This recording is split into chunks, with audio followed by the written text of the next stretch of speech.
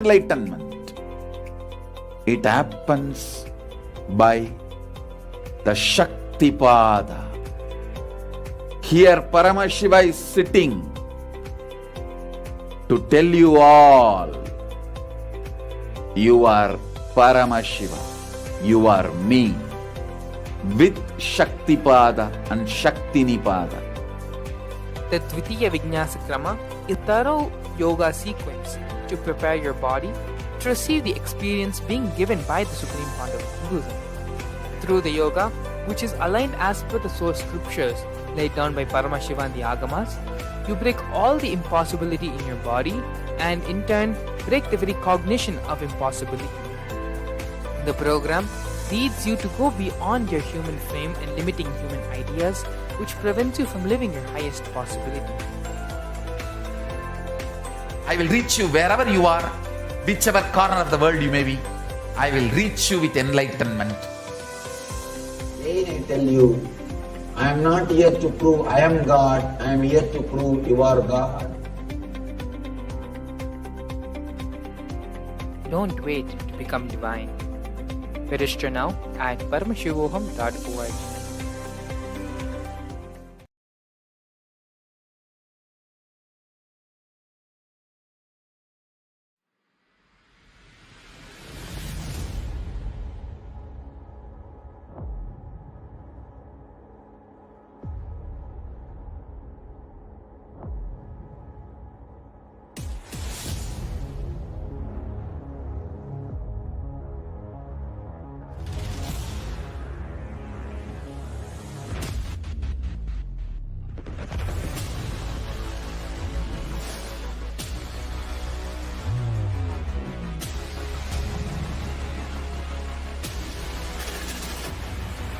You will become Paramashiva.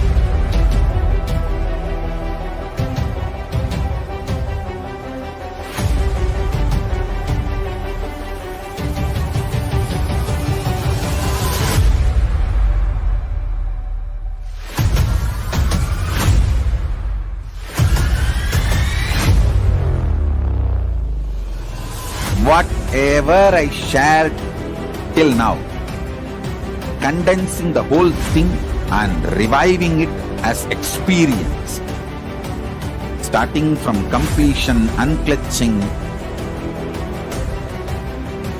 power manifestation,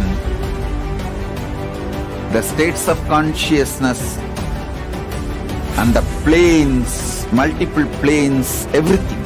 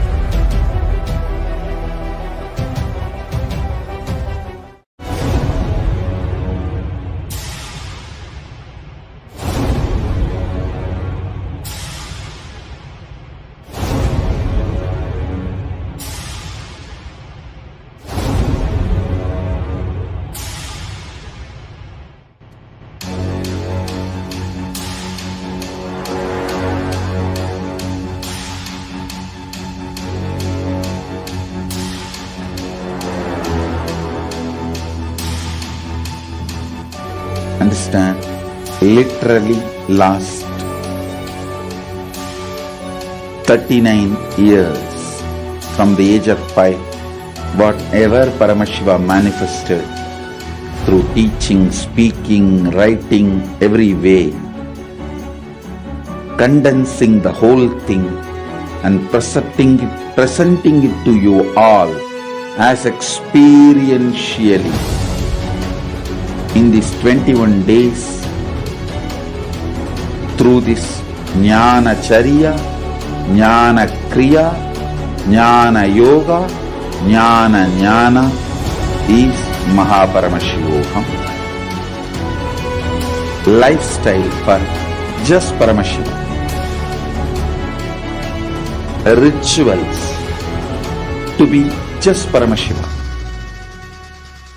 Yoga for just being Paramashiva. Jnana just Paramashiva. This Mahaparamashivoham is like literally the ultimate journey in a most safest way.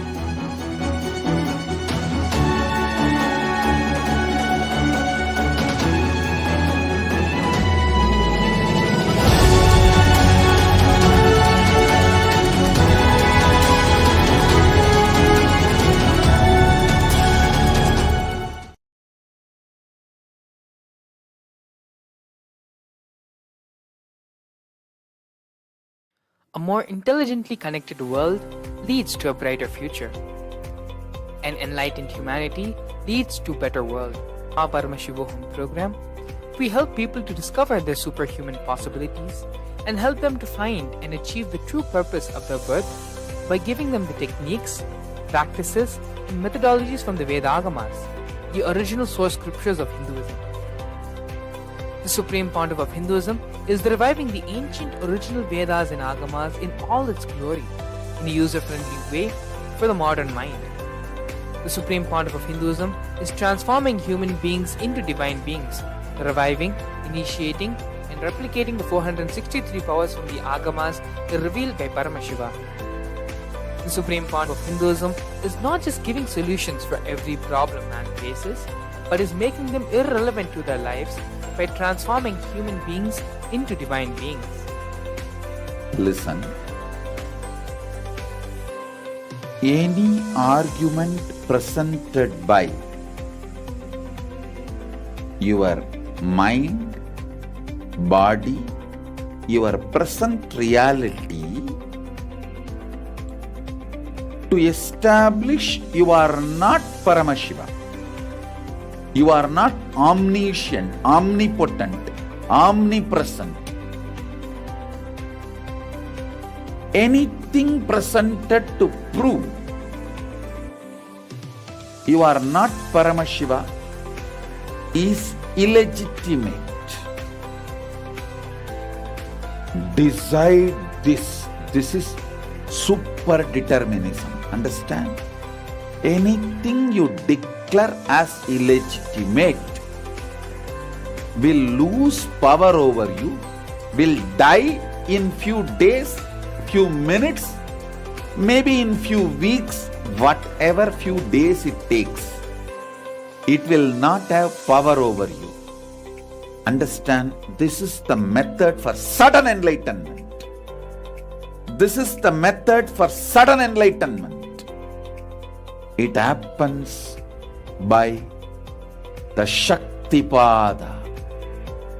Here Paramashiva is sitting to tell you all, you are Paramashiva, you are me, with Shaktipada and Shaktinipada. The Dvitiya Vijnasa Krama is an extensive and thorough yoga sequence to prepare your body to receive the experience being given by the Supreme Pontiff of Hinduism, which is aligned as per the source scriptures laid down by Paramashiva and the Agamas. You break all the impossibility in your body and in turn break the very cognition of impossibility. The program leads you to go beyond your human frame and limiting human ideas, which prevents you from living your highest possibility. I will reach you wherever you are, whichever corner of the world you may be. I will reach you with enlightenment. Again I tell you, I am not here to prove I am God, I am here to prove you are God. Don't wait to become divine. Register now at paramashivoham.org.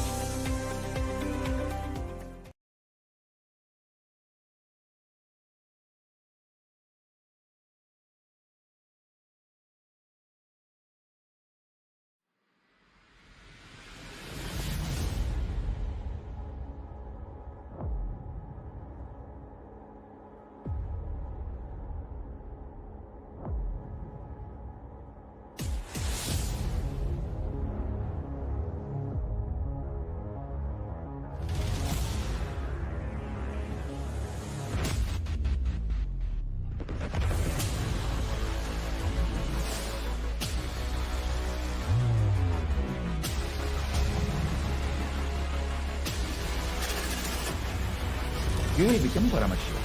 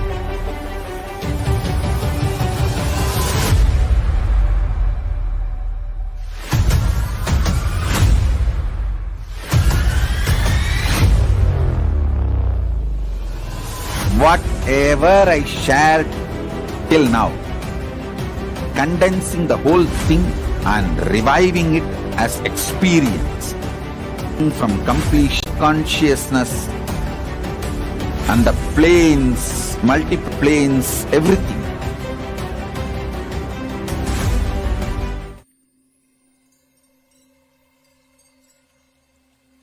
I welcome you all with my love and response. Let you all open all your three eyes. Om Nithyananda Paramashivam.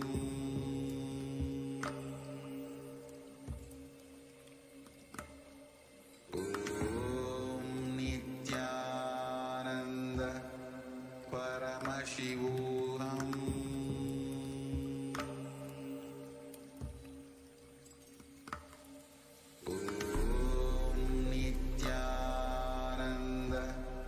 Paramashivam.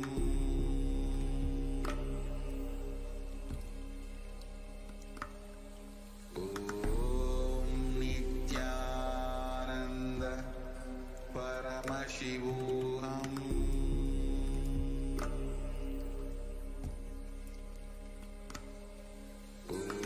Om Nithyananda Paramashivam. Paramashivam.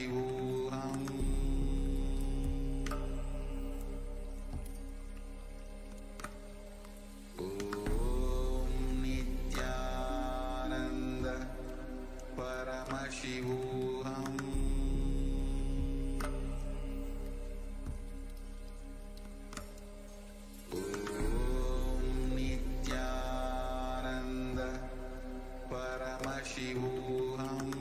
Om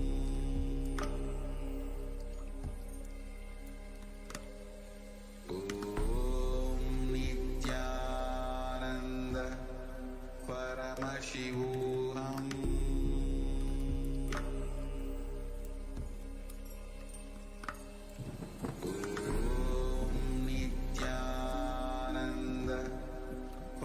Paramashivam.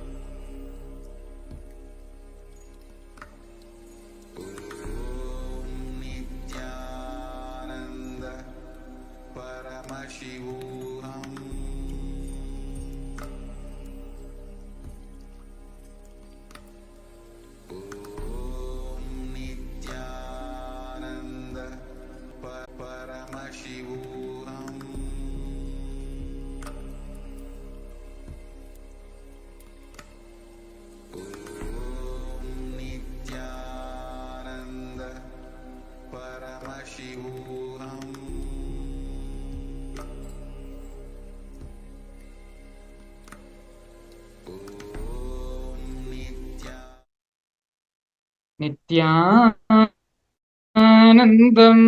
Paramasukadam Kevalam Jnanamurtim Dvandvaditam Gagana Sadrisham Tattvamasyadilaksham Ekam Nityam Vimalamachalam Sarvadhi Sakshibhutam Bhavatitam Trigunarhitam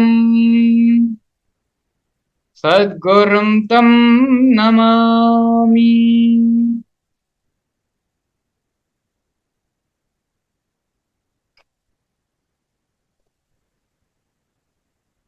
Yes, Nithyanam everyone, we welcome you all for today's another magnificent Bhava Darshan with the Supreme Pontiff of Hinduism, Bhagavan Sri Nithyananda Paramashivam. Today, the Supreme Pontiff of Hinduism is going to be gracing all of us with the darshan of Dakshinamurthy as the Vidhanya Dakshinamurthy Bhava Samadhi darshan. Before we directly enter into the program, we are first going to be looking at the introduction and learning about who is the Supreme Pontiff of Hinduism.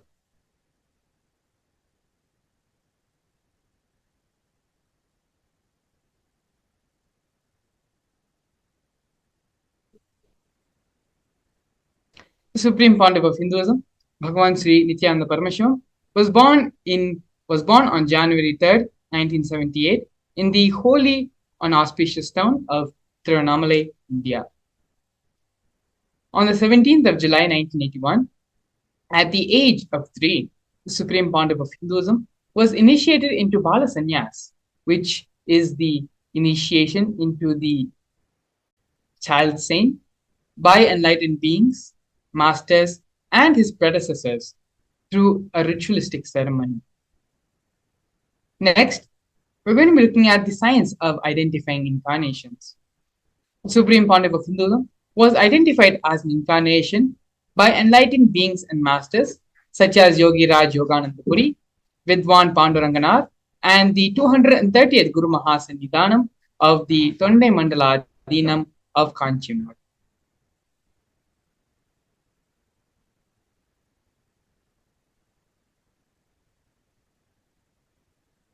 The Supreme Pontiff of Hinduism was coronated at the age of 16 to revive Kailasa. This photograph of the Supreme Pontiff of Hinduism was organized to be taken by his Vedanta Guru, Mata Vibhudananda Puri, also called Mataji Kupammal. You can see there is a conch and a kamandalu to the left of the Supreme Pontiff of Hinduism and a wooden staff to his right, all of which were given by her as part of the traditional items that are handed over, along with the official induction as the successor into the lineage.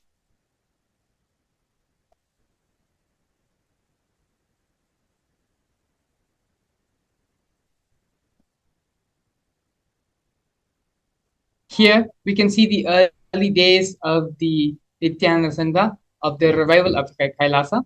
To the leftmost, we have a photo, a black and white photo of the Supreme Pontiff of Hinduism.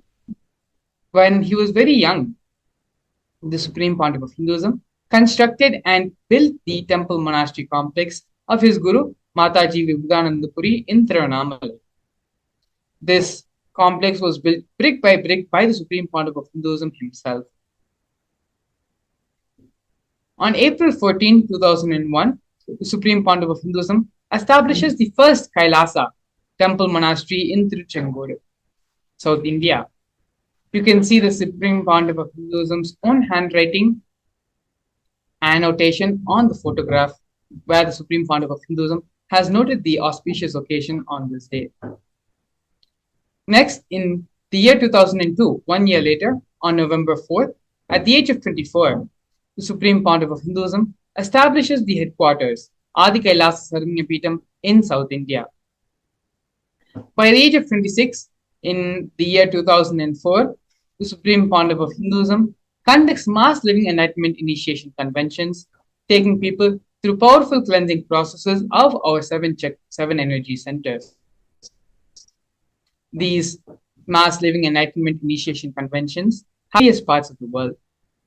In the year 2005, at the age of 27, the Supreme Pontiff of Hinduism was welcomed with the proclamation by the Mayor of St. Louis, Francis G. Slade.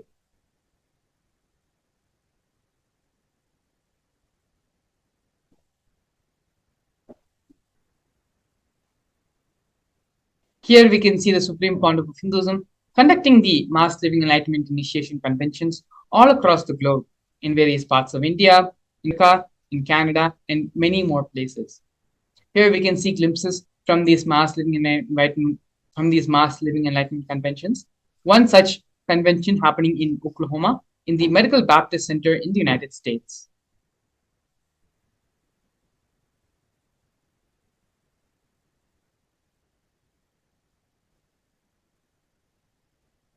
In the years 2015 and 16, the Supreme Pontiff of Hinduism initiated thousands into the mass living enlightenment during the Kumbh Mela festival, both in Nasik in 2015 and in the Ujjain Kumbh Mela in 2016.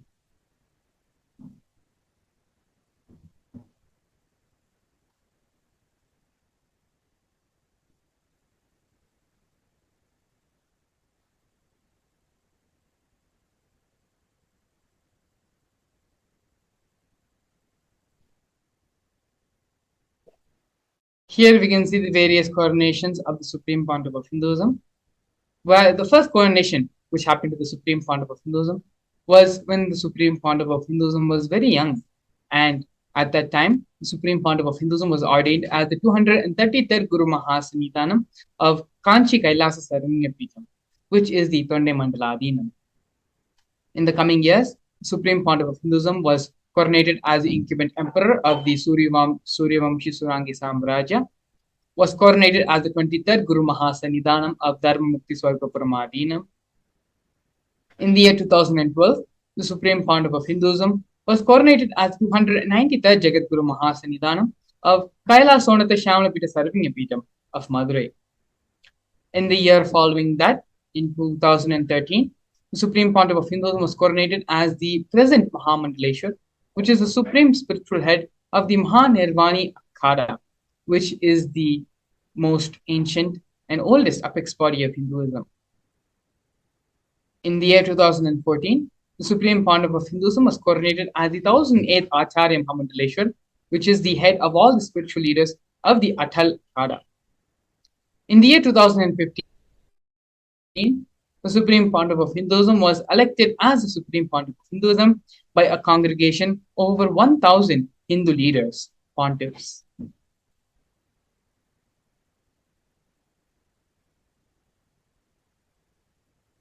Here, we can see and learn about the Kailasa nation. The sovereign state of Sri Kailasa is a macrocosmic, ancient, enlightened Hindu civilizational nation, whose vision is living enlightenment for all of humanity. Kailasa's mission is to revive, share with today's world the practical applications of the greater science of authentic Hinduism, including Hindu cosmic physics, Hindu alchemy, Hindu cosmology, Hindu biology, Hindu mathematics, the power manifestation science, and other sciences as revived by the Supreme Pontiff of Hinduism. These sciences were once practiced freely in over 56 nations across the continent, but are now facing extinction due to the persecution over a millennium.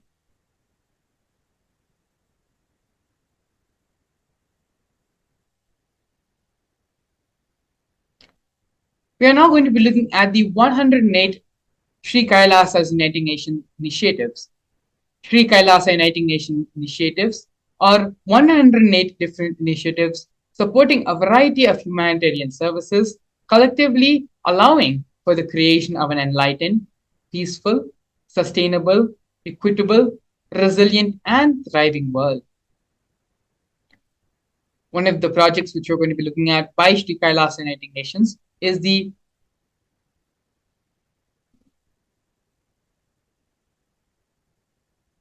is the No Hungry Home project offered by Sri Kailas United Nations for nutritious food and a hunger-free world.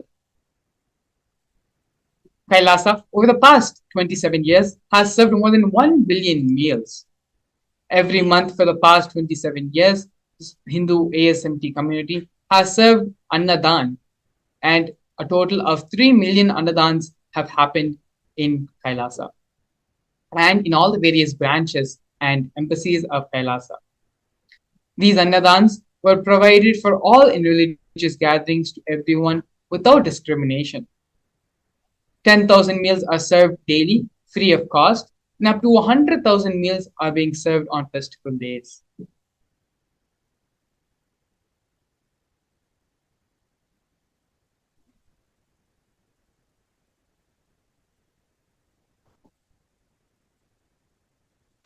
Here we can see Kailasa's protective and preventive COVID care centers offered by Sri Kailas United Nations for affordable and holistic healthcare. During the pandemic, the Supreme Pontiff of Hinduism converted his monastery campuses into a multi-layer quarantine facility free for all people, regardless of any difference in age, gender, caste, creed, ethnicity, color, or socioeconomic status. Food, shelter, internet, and all the basic facilities, including free medical services, were provided for an indefinite amount of time. More than 30 million citizens followed Kailasa's 28-day spiritual regimen in the year 2020.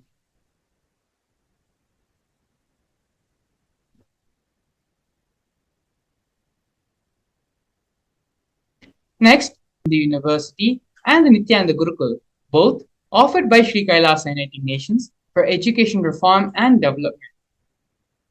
The Nithyananda Hindu University is established by the Supreme Pontiff of Hinduism and is the world's largest Hindu university. Nithyananda's Hindu University has more than 20 million enrollments, 7,000 free courses, and extended campuses in 150 different countries. The Nithyananda Gurukul is inaugurated by the Supreme Pontiff of Hinduism on the 2nd of October 2006 and is for the revival of the ancient Adi-Shaivite Guru disciple education system, which is an authentic knowledge transmission system based on enlightenment.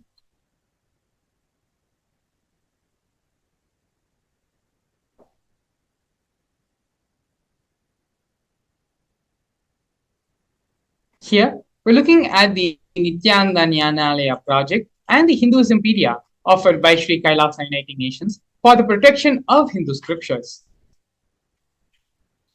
The Nithyananda Hindu Jnanalaya project was established by the Supreme Pontiff of Hinduism to collect and preserve the 1 million Hindu scriptures while ensuring the knowledge is made accessible and shared free of cost to all, collecting and preserving 1 million source books on Hinduism. The Supreme Pontiff of Hinduism himself has authored 10,000 books in 3 different languages and translated into 50 other different languages, has published more than 10,000 articles, and has given more than 10,000 hours of free discourses with over 1 billion combined views. Kailasa's Hinduismpedia is an establishment by the Supreme Pontiff of Hinduism, where the Supreme Pontiff of Hinduism has collected more than 15 terabyte digital books and rare manuscripts from all 19 Sarvanyapitas, ancient mutts, and ashrams. 1 million pages on Hinduism, and a collection of 22,000 digital books, 1,000 e-text books, and 100,000 articles on various topics of Hinduism.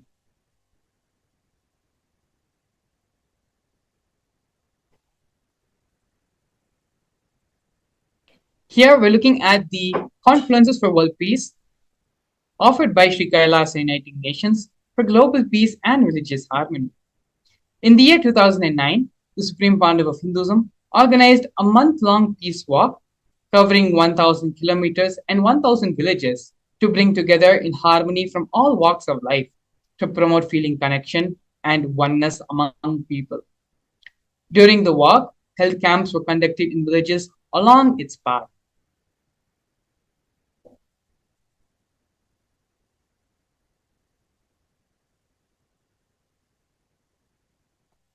Next, we have Sri Kailasa Uniting Nations for Feminine Empowerment and Gender Equality, offering women empowerment programs. The first is the Kailasa Yogini Saranyapeetham, which is the establishment of yoga and meditation universities to empower their quality of life, and emphasis on life solutions through Vedas and through the Agamas, empowering the indigenous rural women, fighting against wrongful gender stereotyping, gender based violence, and lack of inclusive and quality learning environments. Some of these initiatives include the Nithyananda Kailasa's Nithyananda Lakshmi project, which is a microfinancing service. Kailasa's Women Foundation and Women Empowerment Self-Help Centers, which was launched in 108 places around the world since its initiation in 2009. Kailasa's Ankita program, which is the providing of foundational literacy about working of basic community services and infrastructure environments. Kailasa's Ashray program, providing vocational training programs to rural and indigenous women to provide equal opportunities and access to independent, self-sufficient financial environments to them. The Supreme Pontiff of Hinduism has revived the Vedic feminism in Kailasa, where 80% of the leadership positions are occupied by women.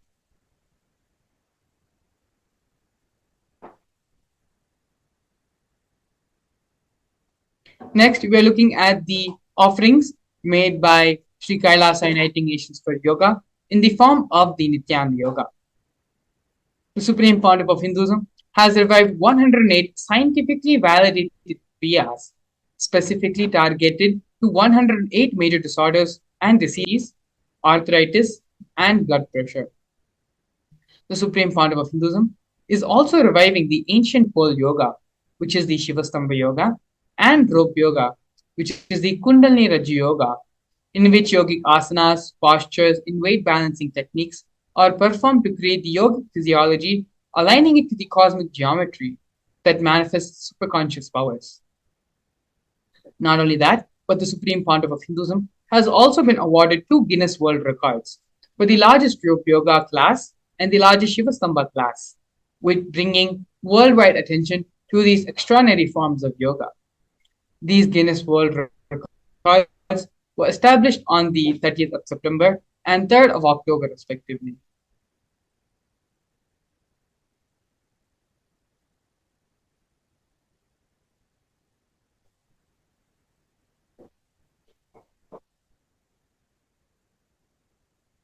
Next, we have one of the most historic moments in Kailasa history, where Kailasa, the first nation of Hindus, led by the Supreme Pontiff of Hinduism, Bhagavan Sri Nithyananda Paramashivam, spoke on behalf of the 2 billion Hindu diaspora at the 14th session of the United Nations Forum on Minority Issues.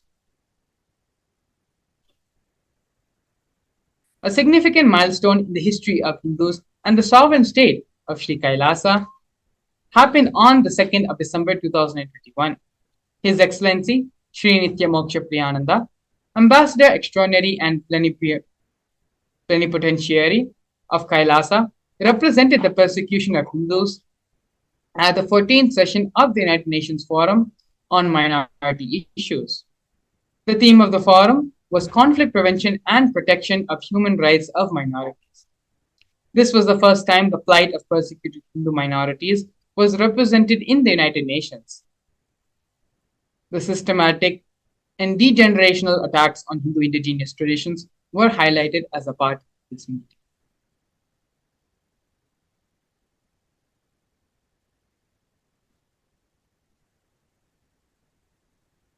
Here we're looking at the various illegal persecutions and attacks happened on Kailasa and on the Supreme Pontiff of Hinduism.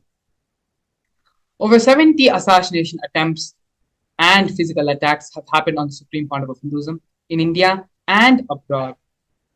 40 attacks on community members, destruction of temple monasteries and properties, over 60 incidents of attacks of molestation and rape of women and women monks. Intense lawfare through the 100 different false cases, legal cases, being falsely accused and put on the Supreme Pontiff of Hinduism. Intersectional persecution using the entire government mechanism, politically owned media, police, and judiciary controlled by politicians, inciting mob violence via the social media. These are not just one or two, but many ways through which these the illegal attacks are happening on the supreme pontiff of Hinduism by anti-spiritualists and anti-Hindu elements.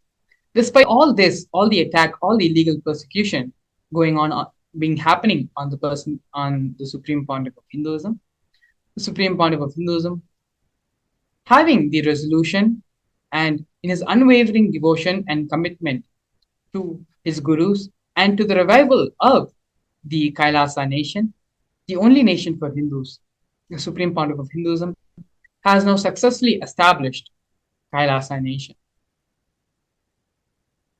We are now going to be looking at, in the next segment, a very powerful and important part of the Supreme Pontiff of Hinduism's contributions to humanity, and that is the science of power manifestation. We're going to be looking at what exactly is power manifestation, the Shastra Pramana, scriptural reference for power manifestation, as well as a live demonstration of the various powers given by Paramashiva in the Agamas with the grace and blessings of the Supreme Pontiff of Hinduism. We will be back after a short break, in which we're going to be exploring and learning about the power manifestation science. A more intelligently connected world leads to a brighter future. An enlightened humanity leads to a better world. During the Paramashivam program, we help people to discover their superhuman possibilities and help them to find and achieve the true purpose of their birth by giving them the techniques, practices, and methodologies from the Vedagamas, the original source scriptures of Hinduism. The Supreme Pontiff of Hinduism is reviving the ancient original Vedas and Agamas in all its glory, in a user-friendly way for the modern mind. The Supreme Pontiff of Hinduism is transforming human beings into divine beings, reviving, initiating, and replicating the 463 powers from the Agamas revealed by Paramashiva. The Supreme Pontiff of Hinduism is not just giving solutions for every problem man faces, but is making them irrelevant to their lives by transforming human beings into divine beings. Listen. Any argument presented by your mind, body, your present reality to establish you are not Paramashiva. You are not omniscient, omnipotent, omnipresent. Anything presented to prove you are not Paramashiva is illegitimate. Decide this. This is super determinism. Understand? Anything you declare as illegitimate will lose power over you, will die in few days, few minutes, maybe in few weeks, whatever few days it takes. It will not have power over you.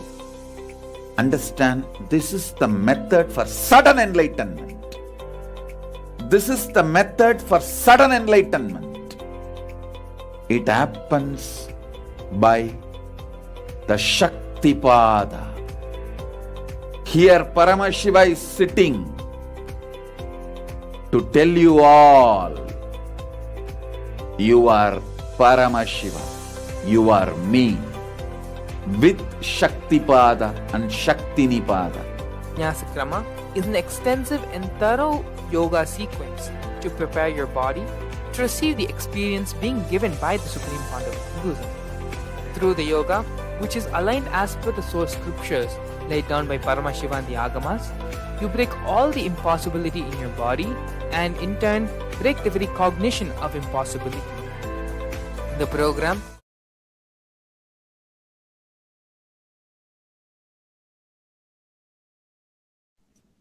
Nithyanandam, we welcome all the viewers watching us live on our social media platforms on the official Supreme Founder of Hinduism, Nithyananda Paramashivam YouTube channel and the official Facebook page to this powerful and beautiful session on manifesting powers.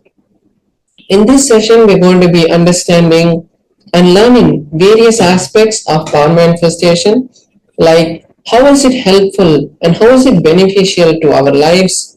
What is the difference between the other people who manifest Shaktis and the initiated disciples who manifest Shaktis? And ultimately, we are going to be having a powerful session, a powerful demonstration on the manifesting Shaktis of Paramashiva. So now let us understand first what are the powers and where do they come from.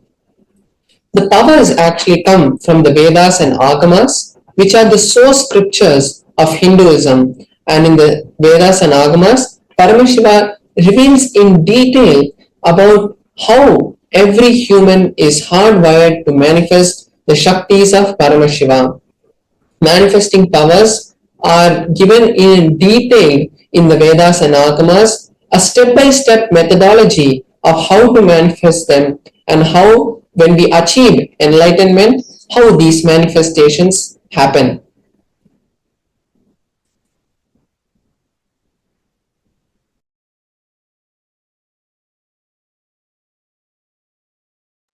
Now we'll be seeing the difference between the Shaktis and Siddhis.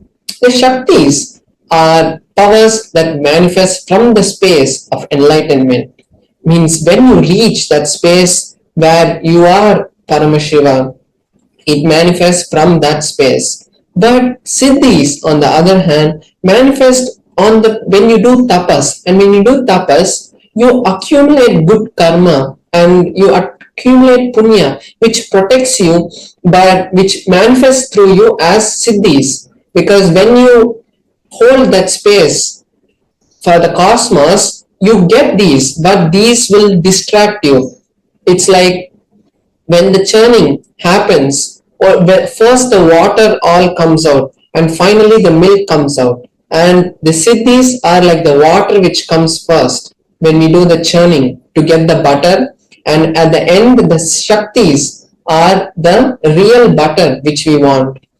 And then the other difference is the Shaktis manifest after initiation of the Guru, and Siddhis happen only when you do tapas, and it's not for anyone. Everyone and anyone don't manifest the Siddhis, but any ordinary human manifests the Shaktis after the direct initiation from a living enlightened master or the incarnation.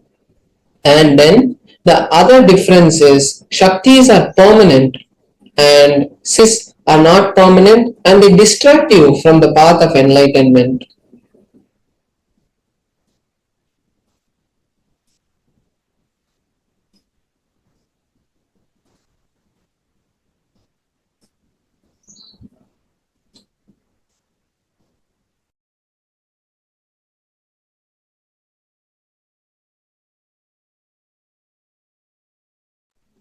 Now we're going to be seeing the various pramanas. How are these powers derived? From where do we get these powers and how is it validated? What is the foolproof authentication method that is used by the ancient rishis to validate? So these powers are validated in 4 different ways. First is the supreme authority of these is the Shastra Pramana. The Shastra Pramana is the direct revelation from Paramashiva, what Paramashiva has given to us in the Vedas and Agamas, which are the source scriptures for Hinduism. Then we have the Apta Pramana, which is the experiences which are time tested and foolproof. And after thorough research, the ancient rishis who are the scientists and the enlightened masters who have come before, like Ramana Maharishi and Ramakrishna, their experiences about these powers how they manifested and how they had taught their disciples. So that is the Apta Pramana. The Atma Pramana is the validated experiences of the Supreme Pontiff of Hinduism.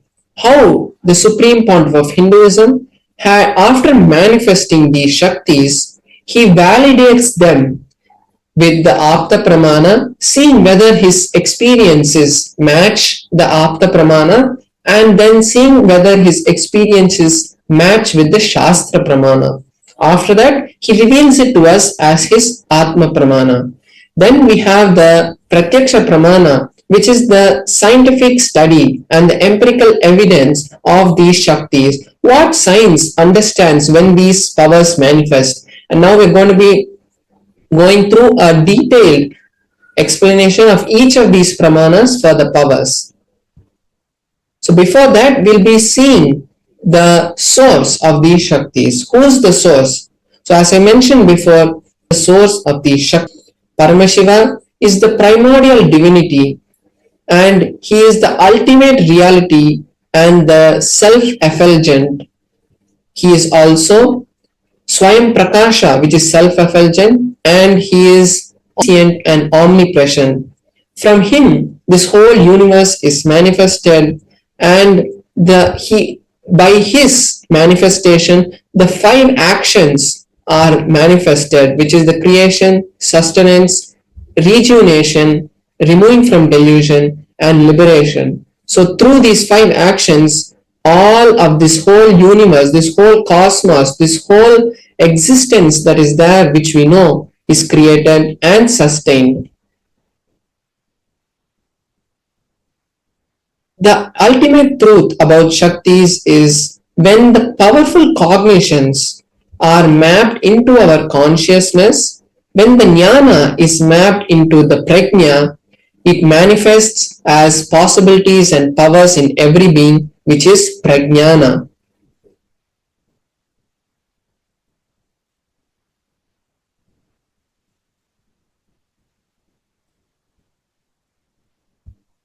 Now we are going to be seeing a detailed explanation for each of these pramanas that we saw: the Shastra Pramana, Apta Pramana, Atma Pramana, and the Pratyaksha Pramana. So first we have the Shastra Pramana for the power of third eye, which is from the Vijnana Bhairava Tantra, a scripture directly revealed by Paramashiva to Paramashiva Shakti. And in that scripture, he gives the reference for the power of third eye. And third eye is not just the blindfold reading, but it is the extraordinary intra-organ which is given to all of us by Paramashiva. So the Shastra Pramana is from the Vijnana Bhairava Tantra, Sutra 34. Kapalantarmanonyasa tishtanmilitalochanaha kramena manaso dhadyat lakshayed lakshyamuttamam.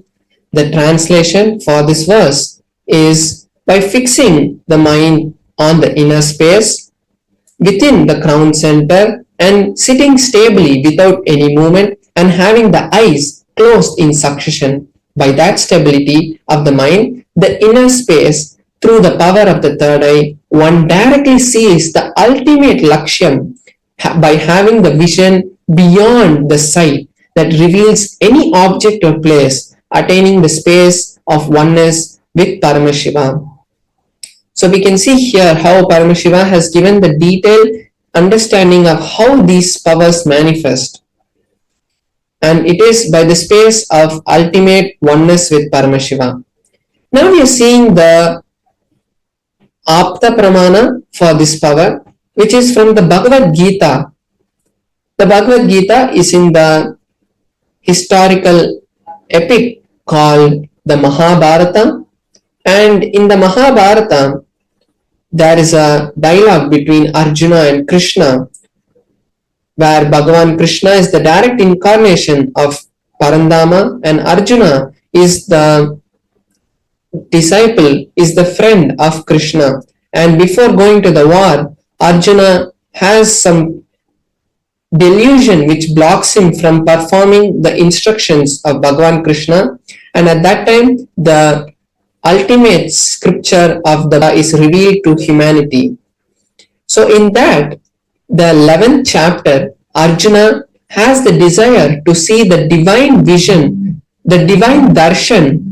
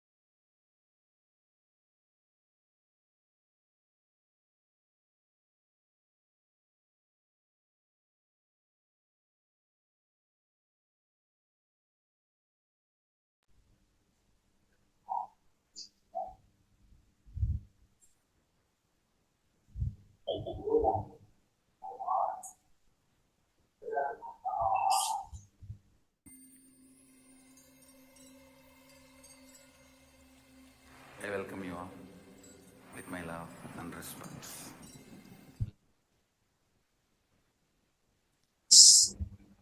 Sorry for the technical glitch. Yes. So we were seeing from where the Bhagavad Gita was revealed and how the Bhagavad Gita was revealed and how Arjuna had asked Krishna that Arjuna wanted to see the cosmic form, the Vishwarupa Darshana of Krishna. So Arjuna asked Krishna, and Krishna says to Arjuna, "You cannot see my cosmic form with these physical eyes of yours. Therefore, I grant you the divine vision of the third eye. Behold my cosmic opulence." So this is the 8th verse of the 11th chapter. And after that, what happens is Arjuna sees, Arjuna's third eye is awakened, and Arjuna is able to see the Vishwarupa Darshana of Bhagavan Sri Krishna. And then in the whole 11th chapter, Arjuna narrates that beautiful darshan that he has.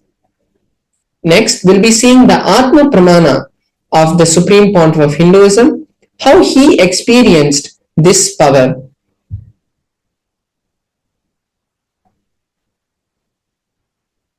Inside and outside broke. So in the Supreme Pontiff of Hinduism's own words, he says, that I was able to see everything. I was able to see, in my first experience, I was able to see the whole 360 degrees around me, above me, in all 10 directions, and below me. I was able to not only see everything, I was able to feel and experience everything. So as we saw in the Shastra Pramana, the verse says that once the mind and body is in stable oneness with Paramashivam, you will be able to see beyond the sight and have the divine vision of the ultimate goal, Lakshyam, and you will have the extraordinary oneness and Advaita with Paramashiva. So we can see this in this experience of the Supreme Pontiff of Hinduism. Next, we'll be seeing the empirical evidence, which is the scientific study on the Supreme Pontiff of Hinduism. Bush, shrubs, everything. So here we can see the scientific research that has been conducted on the Supreme Pontiff of Hinduism. And in that study, they had used the technique of positron emission topography, which is where the scientists use specific equipment that is kept on the head of a person and measures the brain waves of anyone. So we can see how in this picture the Supreme Pontiff of Hinduism itself is going through the research, and when they had done the measurements, they found high activity in the part of the brain which hosts the third eye, where the third eye is. So in the frontal lobe of the Supreme Pontiff of Hinduism, they were able to see high amount of activity being released, and 90% of the energy was from that place, and the whole rest of the brain was silent and had become dark. So this is the findings that they could find from the Supreme Pontiff of Hinduism's own brain when they had done the scan.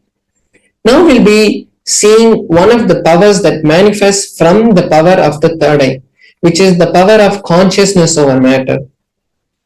And consciousness over matter is also from the Vijnana Bhairava Tantra. We'll be seeing the Shastra Pramana now, and then we'll be moving on to the live demonstration of this power.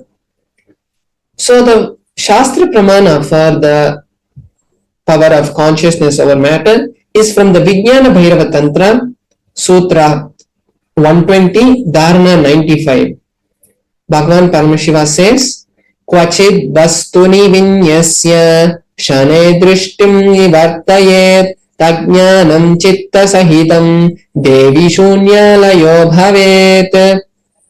The meaning is, having fixed one's eyes on a particular object, vastu, one should slowly withdraw the sight from that object as well as slowly eliminate the knowledge of that object.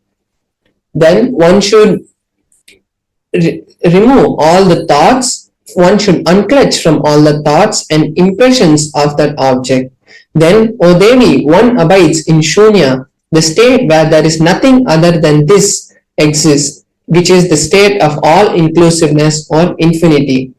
So as we can see, in this verse also, Paramashiva again emphasizes that from that space of oneness, from that space of Advaita, only all these powers manifest. So now we'll be having a live demonstration of this power, where I will be manifesting this power to all of you. So how we are going to be manifesting is, I'm going to be having my Atma Linga, which is a crystalline linga, which is energized directly by the Supreme Pontiff of Hinduism, and where he installs the direct energy of Paramashiva. It is a living form of Paramashiva that is given to all of us. And then with this Atmalinga, I'm going to be placing it on my hand, and through the oneness with Paramashiva, we are going to be seeing the Atmalinga stand. The greatness of this power is not that the Atmalinga stands, but when the Atmalinga stands, we really experience Paramashiva, and it gives all of you viewers who are watching us now that direct experience of Paramashiva happening, because we don't see Paramashiva physically manifest in our life other than through the Supreme Pontiff of Hinduism. But when Paramashiva wants to show that he is really manifesting through you and give you the confidence that he is alive and reciprocating to all your prayers, Paramashiva manifests through these divine Shaktis that he has given to us in the Vedas and Agamas.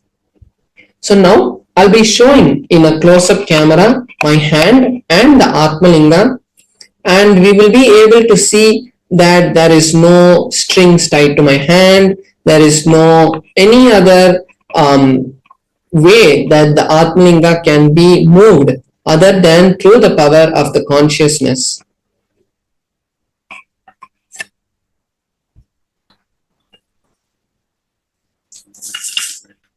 So here we can see my hand and the Atmalinga. And the Atmalinga, as I said, mentioned before, it is made of a crystalline material, and the Atmalinga cannot be moved by a magnet. And we can see that my hand also, there is no kind of glue, there is no kind of strings tied. And when I'm going to be doing the manifestation, I'm also going to be having this tissue paper. So you can see that it's just a plain tissue paper. There's no strings or anything in it.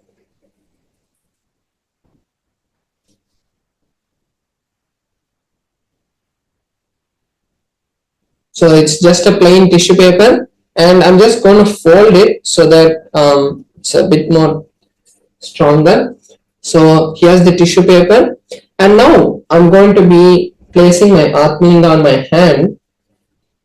And when I manifest, I'll be showing you that I'll be doing this to show that there is no strings tied.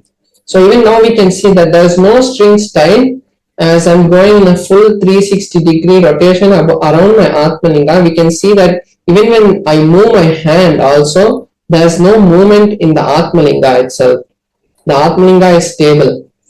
So now I'll be chanting the Mahavakya intensely, and when I do that, we will be seeing that directly the Atmalinga is standing, and it is not the, as I mentioned before, it is not to prove that we can manifest powers, but it is to show that Paramashiva is manifesting through all of us.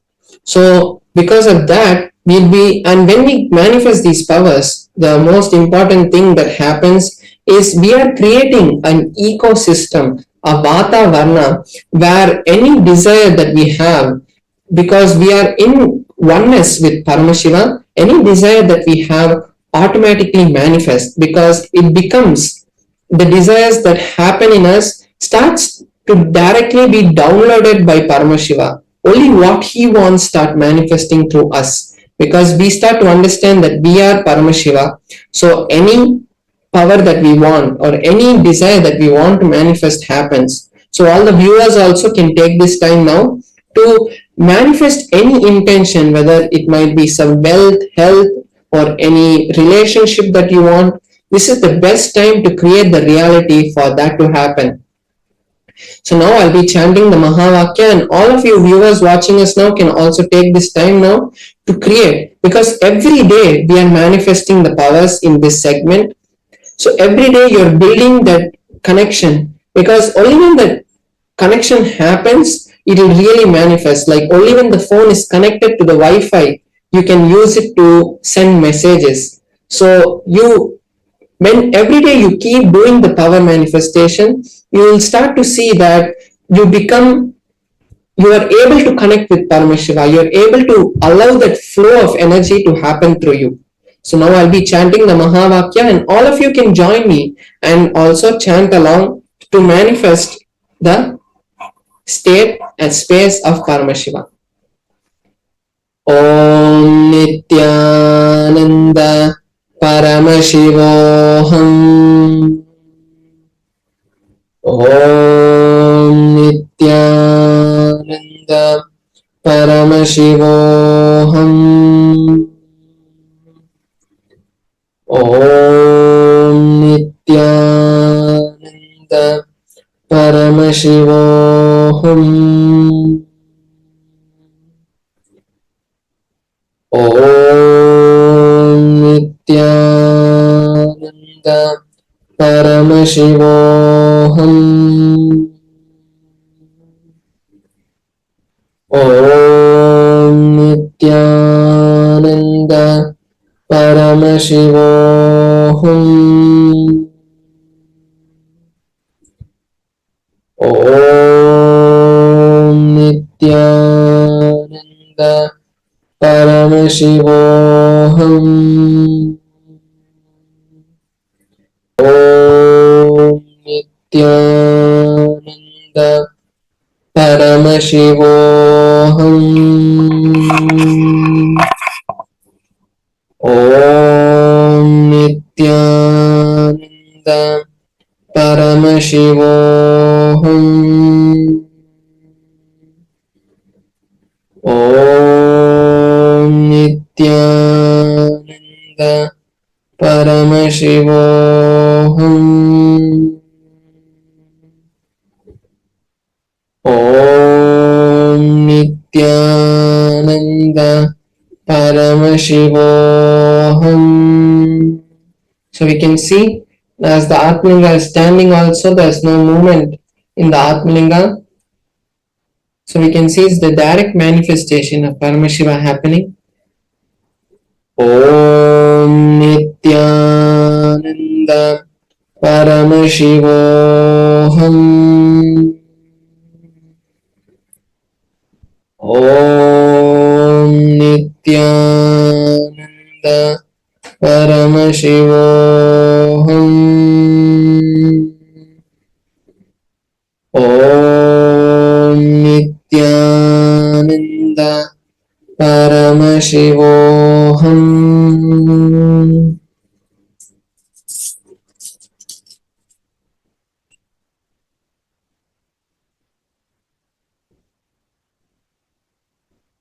So we saw the beautiful manifestation of the Atmalinga moving, and this is the best opportunity for all of us to create any reality that we want.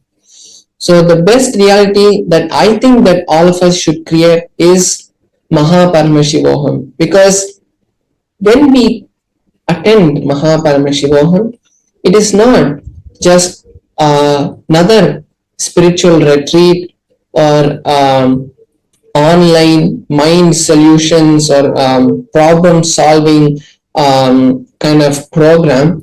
It is a direct program by the Supreme Pontiff of Hinduism, who is the Nijavatara of Paramashiva, and who has scientifically proven that these programs can create any reality in your life, is going to be conducting the Paramashivoham sessions. And when we sit in those sessions, what you think about wealth, health, powers, money, anything that you think, totally there'll be a change, because you will get the real understandings, real cognitions about these powers. And when you get that, you will be easily able to create anything in your life, because you're getting the password to the cosmos and you're getting the direct connection to Paramashiva. And when Paramashiva ordains, anything that you want will happen. So now will be, you can all take some time now to create that intention first. Maybe you don't have this cognition or understanding right now that your reality is being blessed by Paramashiva, because when he wants you to attend the program, when he wants you, it is only by his will that you can do anything. It is not being bound by Paramashiva, but it is the way that Paramashiva has given human beings the enough of freedom as they get responsible. So with responsibility, automatically freedom happens. So when we really understand that we are Paramashiva, that is the freedom and that is the responsibility that we are taking. So Paramashivoham is the best opportunity for all of us to create any reality and really manifest Paramashiva through us. So now we'll be moving on to the next segment, where we'll be learning some really powerful cognitions and understandings about our life. How using those powerful cognitions we can change a lot of problems that we are facing today and create the new future that we want. So we'll be right back with you after a short break. Thank you, Nithyanandam. A more intelligently connected world leads to a brighter future. An enlightened humanity leads to a better world. During the Paramashivoham program, we help people to discover their superhuman possibilities and help them to find and achieve the true purpose of their birth by giving them the techniques, practices, and methodologies from the Vedagamas, the original source scriptures of Hinduism. The Supreme Hinduism is reviving the ancient original Vedas and Agamas in all its glory, in a user-friendly way for the modern mind. The Supreme Pontiff of Hinduism is transforming human beings into divine beings, reviving, initiating, and replicating the 463 powers from the Agamas revealed by Paramashiva. The Supreme Pontiff of Hinduism is not just giving solutions for every problem man faces, but is making them irrelevant to their lives by transforming human beings into divine beings. Listen. Any argument presented by your mind, body, your present reality to establish you are not Paramashiva. You are not omniscient, omnipotent, omnipresent. anything presented to prove you are not Paramashiva is illegitimate. Decide this. This is super determinism. Understand? Anything you declare as illegitimate will lose power over you, will die in few days, few minutes, maybe in few weeks, whatever few days it takes. It will not have power over you. Understand, this is the method for sudden enlightenment. This is the method for sudden enlightenment. It happens by the Shaktipada. Here Paramashiva is sitting to tell you all, you are Paramashiva, you are me, with Shaktipada and Shaktinipada. The Dvitiya Vinyasa Krama is an extensive and thorough yoga sequence to prepare your body to receive the experience being given by the Supreme Founder of Hinduism. Through the yoga, which is aligned as per the source scriptures laid down by Paramashiva and the Agamas, you break all the impossibility in your body and in turn break the very cognition of impossibility. The program leads you to go beyond your human frame and limiting human ideas, which prevents you from living your highest possibility. I will reach you wherever you are, whichever corner of the world you may be. I will reach you with enlightenment. Again I tell you, I am not here to prove I am God, I am here to prove you are God. Don't wait to become divine. Register now at paramashivoham.org.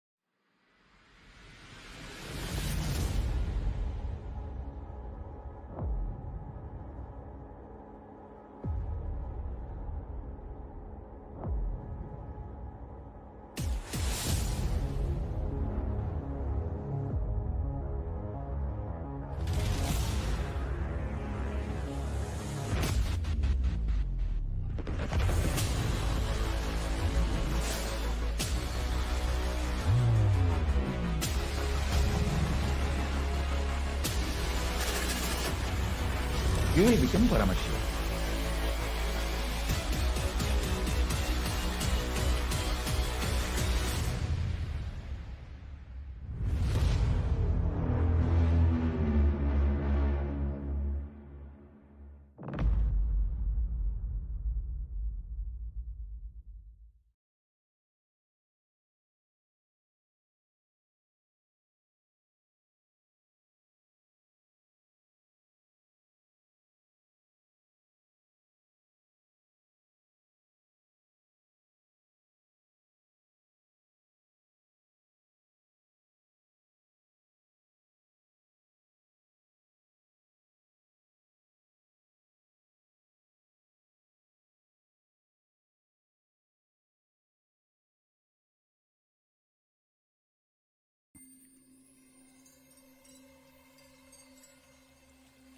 I welcome you all with my love and respect. Let you all open all your three eyes.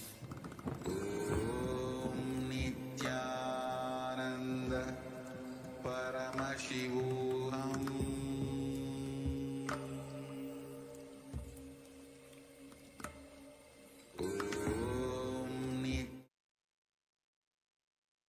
Yes, Nithyananda everyone, we're back.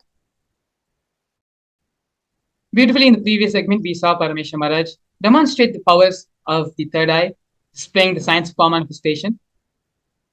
Paramashivam, with the grace and blessings of the Supreme Founder of Hinduism, was successfully able to manifest the power of consciousness over matter, where the Atmalinga in his hand he was able to move it from being in a horizontal flat position to a vertical standing position.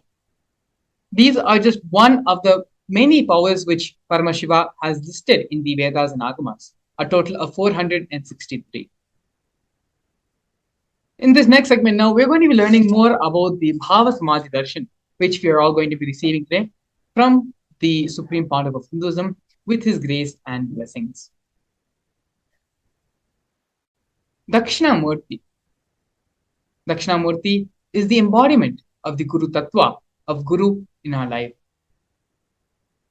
Once there's a beautiful Leela story which happens in Mahakailasa, in the abode of Paramashiva.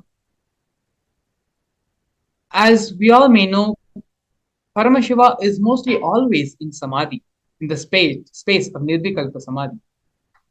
One day Devi Parvati, Parashakti, asks Parva, "Oh Paramashiva, always you're in meditation, you're in contemplation, you're sitting in such a restful awareness, deep space, without attending to anything in the outer world, without attending to anything which is happening around you. What is it that you're so engrossed in meditating?" Paramashiva beautifully answers, "I am meditating on the..." It is through the Guru we achieve the ultimate.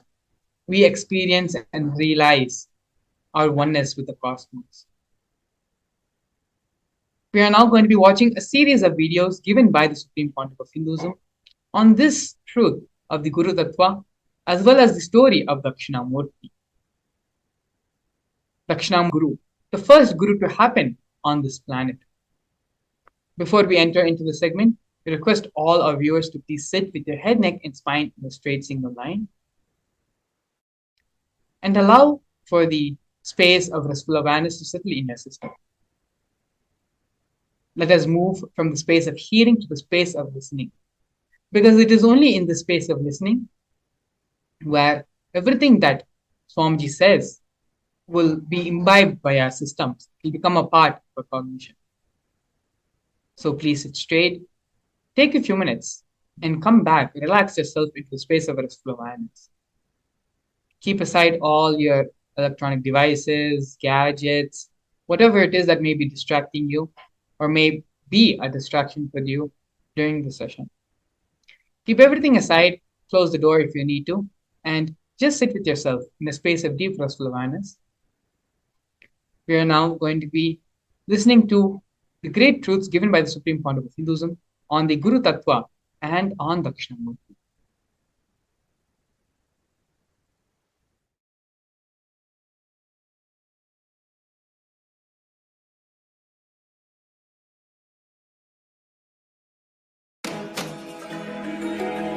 When we say Dakshinamurthy teaches in silence, it is not that he never utters a word, but just by a word, he will transmit petabytes of information.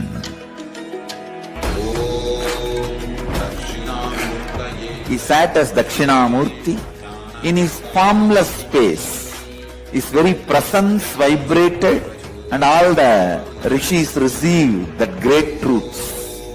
Dakshinamurtaye cha vidmahe jnanahastaya dhimahi tanno dheecha prachodayat.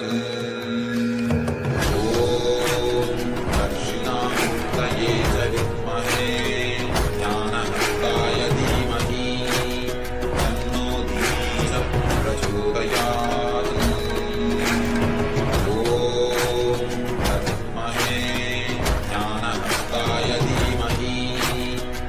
Om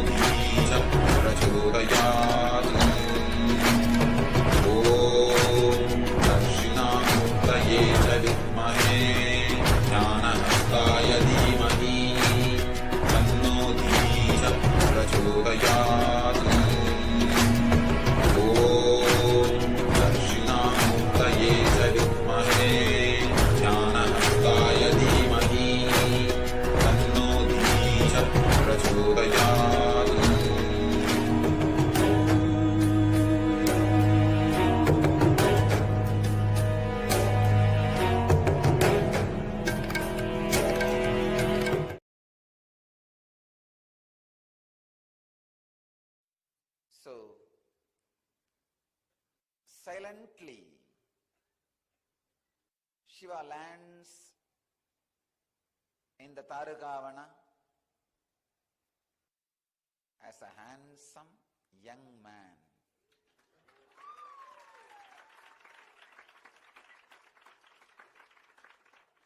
And the extraordinary glow and the energy which is beyond skin, the extraordinary radiance, tejas, beyond the skin color, extraordinary attraction beyond the size of the body, he manifested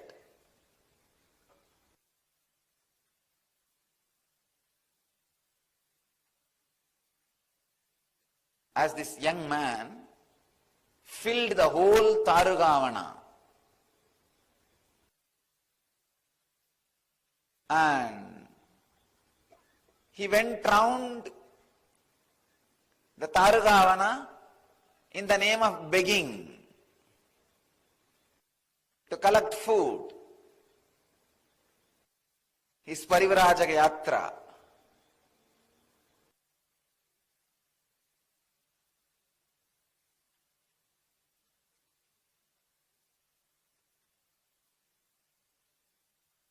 All the wives of the rishis saw this extraordinary charismatic energy expression. Fortunately, they were not bitten by the snake intellect. They were not caught in the arrogance. They were not caught in the pseudo-ego of their husbands. These Tarugavana rishis, some of the great intellectuals, because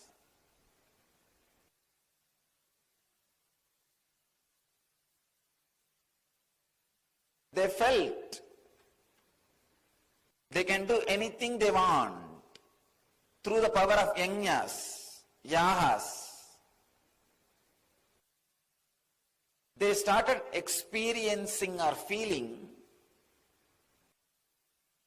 the subtlest problem of life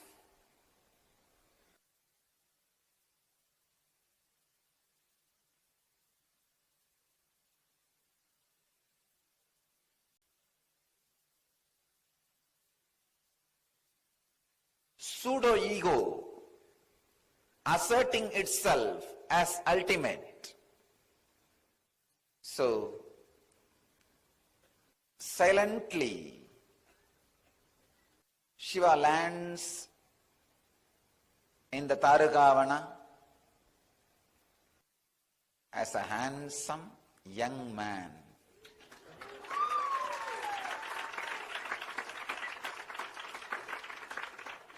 And the extraordinary glow and the energy which is beyond skin, the extraordinary radiance, tejas, beyond the skin color, extraordinary attraction beyond the size of the body, he manifested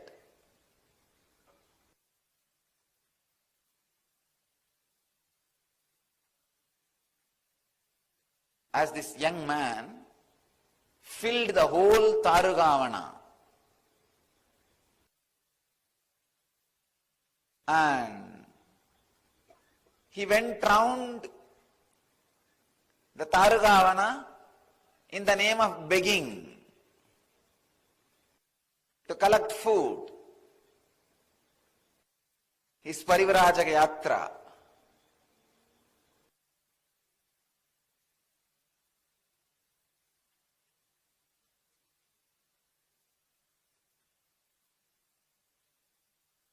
All the wives of the rishis saw this extraordinary charismatic energy expression. Fortunately, They were not bitten by the snake intellect. They were not caught in the arrogance. They were not caught in the pseudo-ego of their husbands. They saw this young man, ascetic, a sadhu, walking in the streets, asking for alms. Not only they gave food, they just lost themselves in his presence and glory.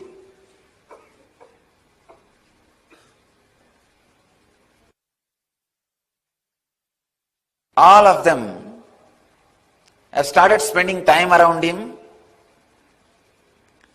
started listening to his teachings.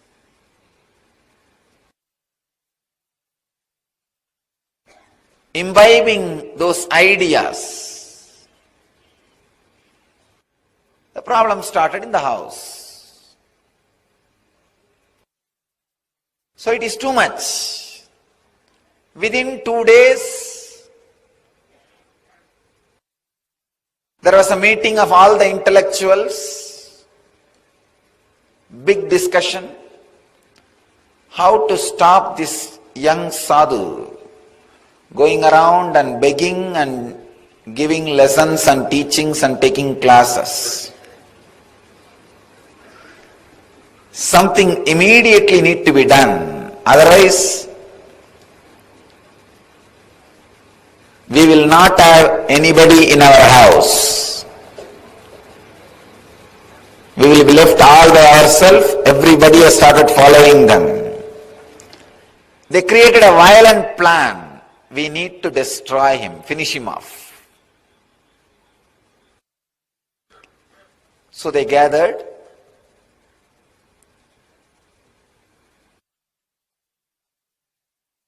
Started spreading waves.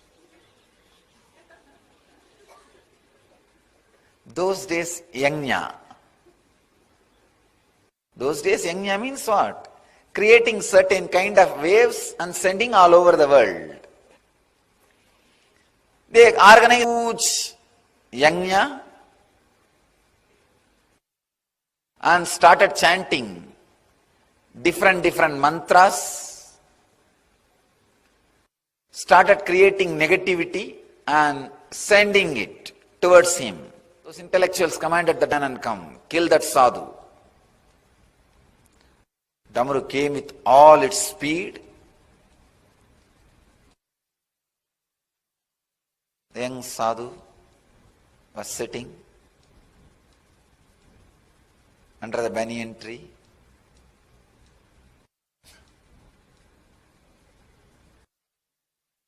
The light smile, opened his eyes and saw what is coming. The Damaru with all the vigor and power was trying to come near to destroy. All this young sadhu did, he just caught it and kept in his hand to play whenever he wants. Then they created another huge weapon. It's called Maru. They sent that weapon. All right, at least you go and destroy him and come back. Neither Damaru nor Deer did the job. You go. When that came again, he did not even move.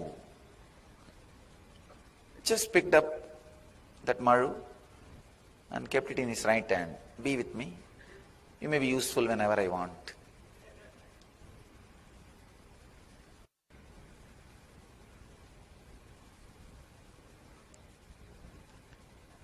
It's too much.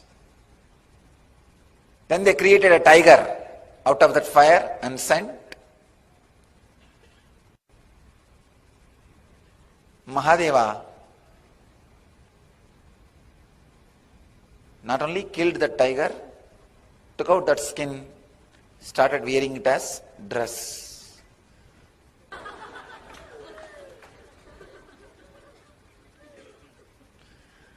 So he started wearing his as dress.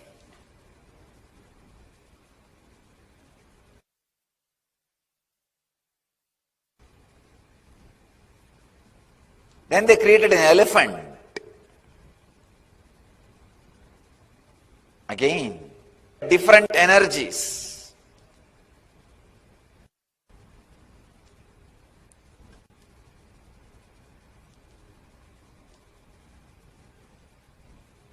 Finally created a asura, dark,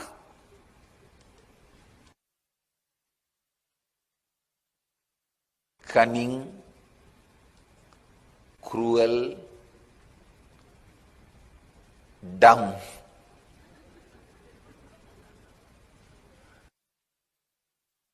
Muyalaka.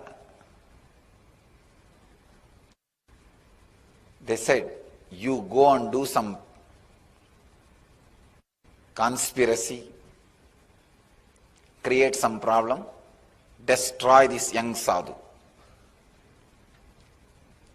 Shiva did not even bother. He just picked him up and put him at the feet. He was dead. But these asuras are dangerous. Even if they are dead, you have to always keep 1 foot on them so that they don't come back. He puts his feet.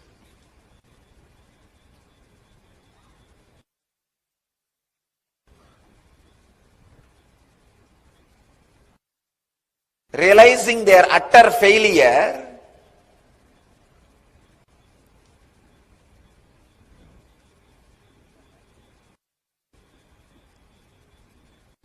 they tried to do all possible things.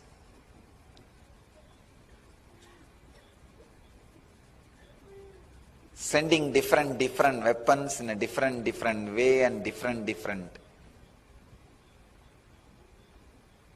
negative energies. But nothing could hurt Mahadeva. Nothing could hurt that young sadhu. Everything goes and just surrenders itself at his feet. They were shocked, surprised, unable to understand what is going on, confused, completely disturbed. The very fire, Agni, in which they do the homa and create anything they want, that very fire they commanded, come on, it is time, you go and destroy him, or we will be destroyed. The fire comes in full speed. That's the last weapon they had.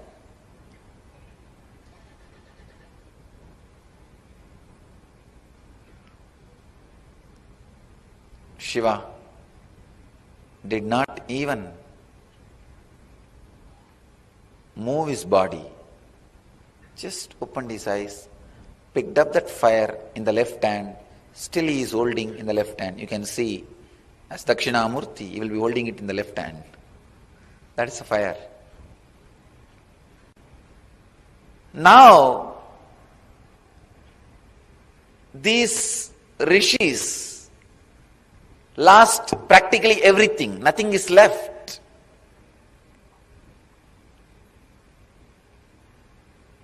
It is too much. Too strong lesson for them.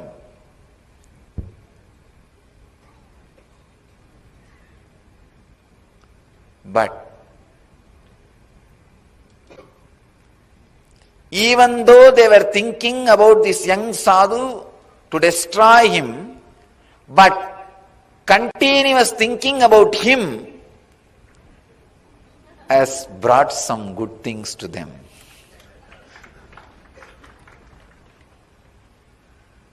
Those rishis are fortunate. Maybe the layer of negativity they carried was very less. Just because they were constantly thinking about him, they finally decided, if there is somebody who can stand all the negative things we can do and still be calm, composed and continue what he wants to do, then he must be extraordinary power. They had little intelligence also along with their intellect. Fortunately, they went and surrendered at the feet of Mahadeva. Because they surrendered, Shiva gave knowledge to them also. Not only he saved humanity from these atheistic intellectuals, because they also surrendered, he saved them also from themselves. By his presence, intense silence, he liberated them, enlightened them, made them to understand just the karma or the extraordinary powers are not ultimate. There is something more than that. Understand this story.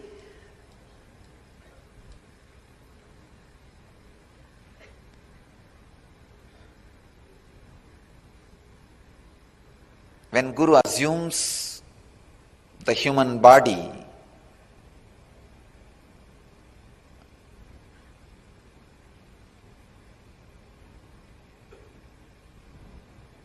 when he comes down to the human frequency to save humanity from atheistic intellectuals and save themselves from themselves, save them also from themselves.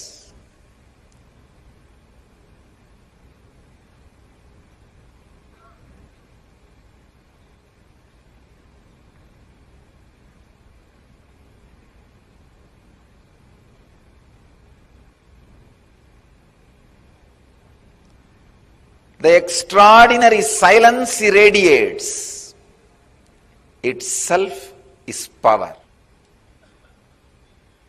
Because of his extraordinary energy and silence and the spiritual presence, any negativity comes, just dies down and starts supporting him in positive way.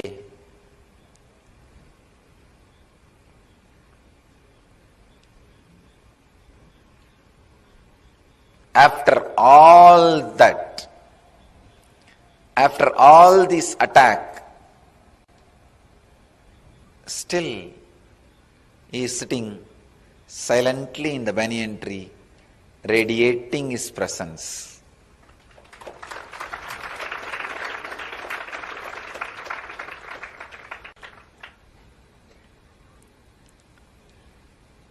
The inner space continues to radiate the extraordinary silence. An intense presence goes on inspiring everybody to transform themselves. First, he destroys all the negativity thrown towards him and turns them into positive energy. Then he transforms the very people who are trying to throw negativity towards him.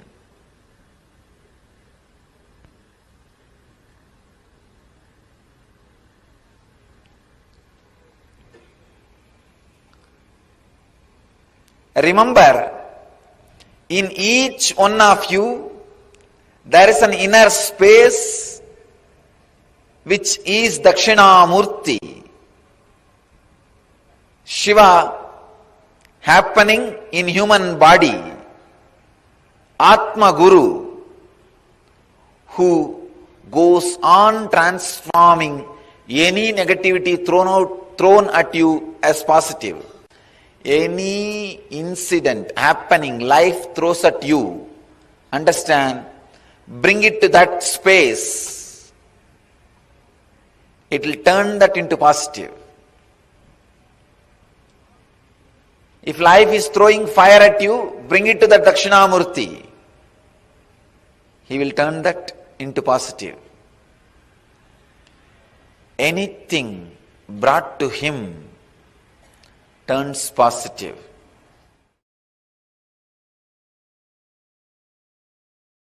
See, Paramashiva manifested as Dakshinamurthy to teach Veda and Agamas to Targamana rishis. It's not that it was a past. If you become silent to free yourself from the past, present, future, through unclutching, you can see he is teaching even now in that huge cosmic sound. Om, even recorded by NASA.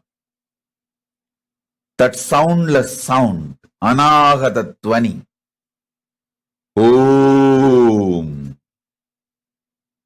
If you can hear it through the deep unclutching, you can see Dakshinamurthy teaching you now.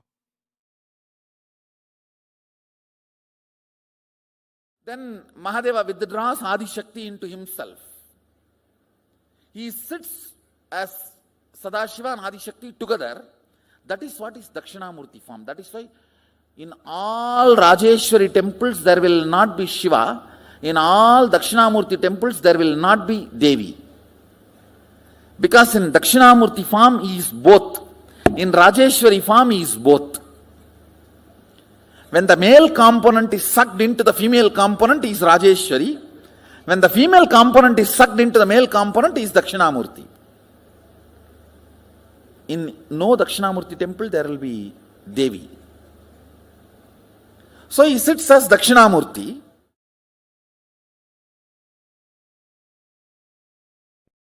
Dakshinamurthy is from the face, from the Mahasadashiva's, Paramashiva's face of Ahora, destruction, rejuvenation. From that face, Dakshinamurthy comes out.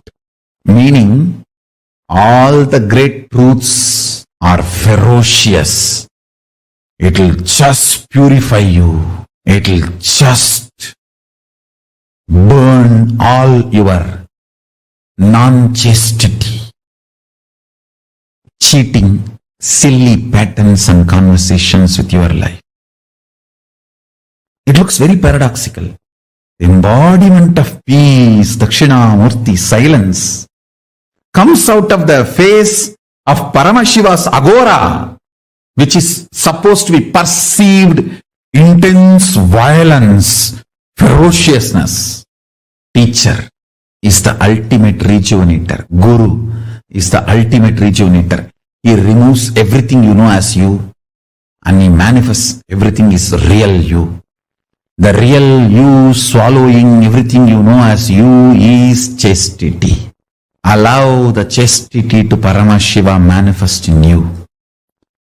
Let real you eat and swallow whatever you know as you. I am not singing. Wake up when Dakshinamurthy teaches. Don't wait for Kalabhairava to come and wake you up. And you need to know both came out of the same face, Agora. Maybe Paramashiva always tries to show Dakshinamurthy of his Ahora face. And if you don't listen, then only he has to allow Kalabhairava to manifest. Chastity will never create conflicts. It will bring tremendous fulfillment.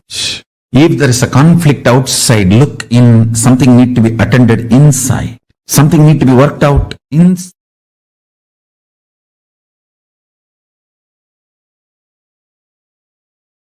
Ferociousness is a straight, intimate, raw, integrated way Guru deals you, handles you. If he has to strategize and present himself very sweetly to you. Understand, you do not have an integrated relationship with him. You have a strategic relationship. He will also be having a strategic relationship.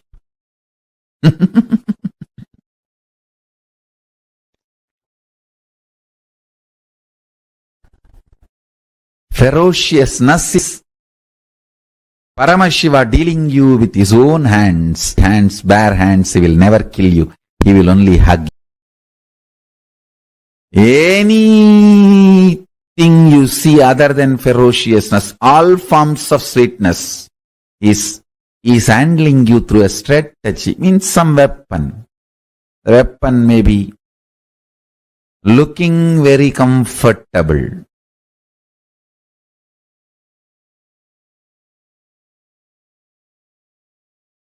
but not good for you in long term. Ferociousness, straightforwardness is the best integrated, intimate relationship with Guru. Understand, my love is lubrication for your machine.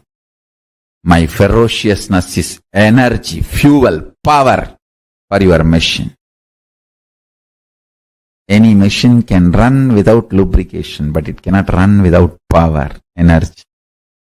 My ferociousness is as important as power is needed for the machine to run. My love is lubrication, optional, which is not compulsion. Don't even expect lubrication.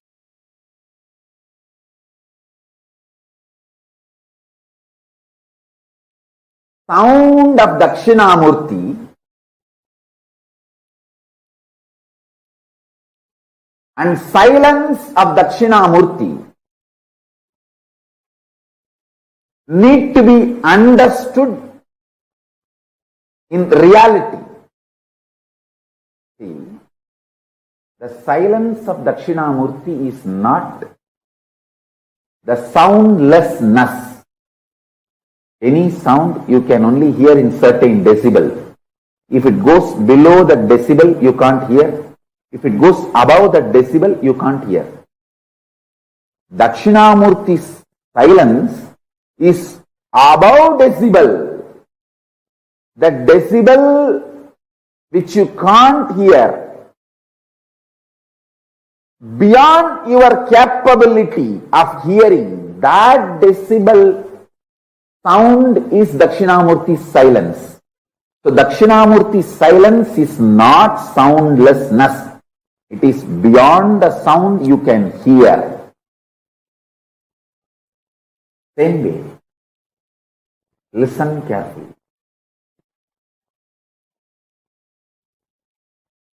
Dakshinamurthy's silence is not soundlessness. It is beyond the sound which you can grasp, perceive, hear. The human here has a dynamic range of the threshold of 120 to 130 decibel. You can neither hear below 120 decibel nor you can hear above 120 decibel. Sorry, 0 to 120 to 130. I can say 0 to 130 decibel. Listen carefully. Human here has a dynamic range of 0 decibel to 130 decibel. If something is below the 0 decibel, you can't hear. Something is above the 130 decibel, you can't hear. Dakshinamurthy's silence is above the 130 decibel. It is not, it is the sound which is beyond your capability to perceive, beyond your range. Same way, Dakshinamurthy's visual silence, see, Dakshinamurthy's verbal silence is the sound which is beyond your perception. Same way, Dakshinamurthy's Visual silence is not darkness where nothing exists. No. It is supernal effulgence where all your ability to visualize disappears into a supernal effulgence. Like 7 colors of the rainbow disappear into the sun's bright shining.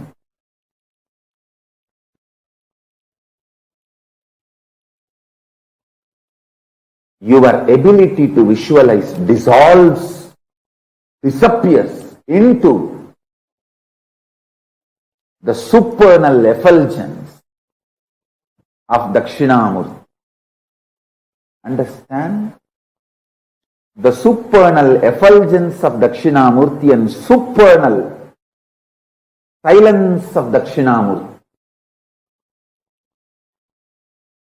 Then you will understand the right knowledge, right clue about the existence of Paramashivatva. If you understand this one truth, today you can manifest powers. The common frequency the human ear can hear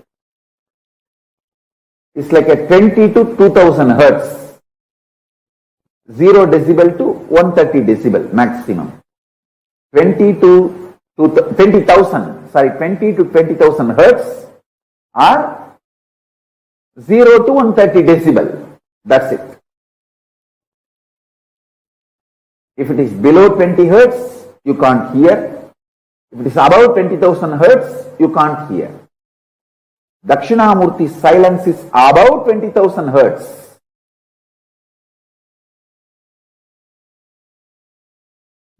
Understand? Nirvikalpa Samadhi. Paramashiva resides in Nirvikalpa Samadhi and radiates it in the form of Dakshinamurthy.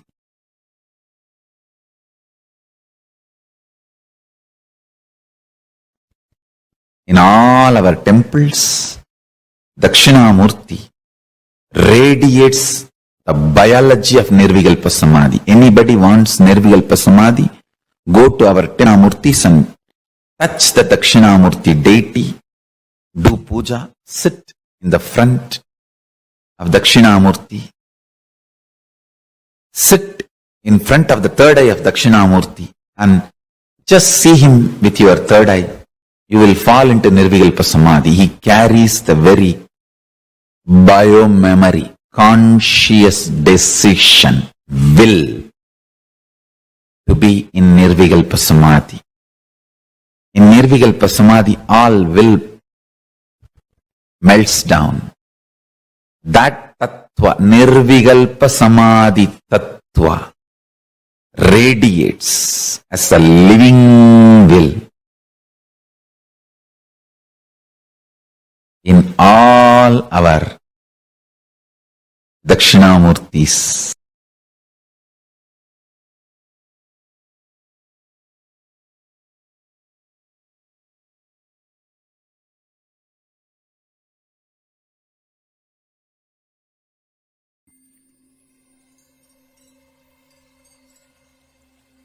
I welcome you all with my love and respect. Let you all open all your 3 eyes. Om Nithyananda Paramashivam.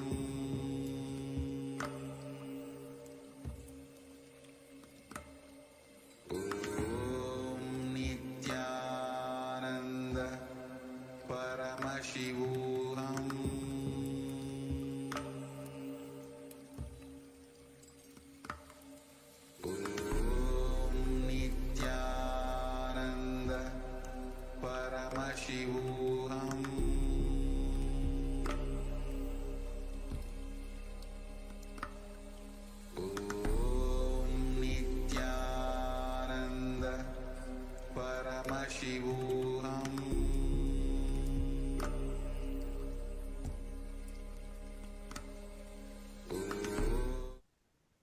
Yes, Nithyananda, we're back. Beautifully through the course of satsangs, the supreme founder of Hinduism expanded on the story, the Leela of Paramashiva coming down and assuming the form of Dakshinamurthy, as well as how Dakshinamurthy removed the ego of the Tarakavana rishis. How, due to the various powers they were manifesting, they became arrogant, they became egoistic, and they became atheistic. It is the compassionate form of Dakshinamurti coming down and removing their ego and bestowing the science of living enlightenment upon them. Forgiveness is a straight, intimate, raw, and integrated way which Guru deals you. If he has to strategize and present himself very sweetly to you, understand you do not have an integrated relationship with him. You have a relationship. He will also have a strategic relationship. Swamiji actually very beautifully again and again says that Guru is nothing but a mirror of you. The way you respond and you relate with the Guru, in the same way only the Guru relate. When you behave strategically and hypocritically with the Guru, that is the same way the Master also relate back at you. But when you are in complete integrity, complete authenticity, and have a very straightforward relationship with the Guru, then the Guru will also be straightforward and integrated to you as well. It is what you do, your actions, decides the relationship with you, the relationship you will have with your Guru, with your Master.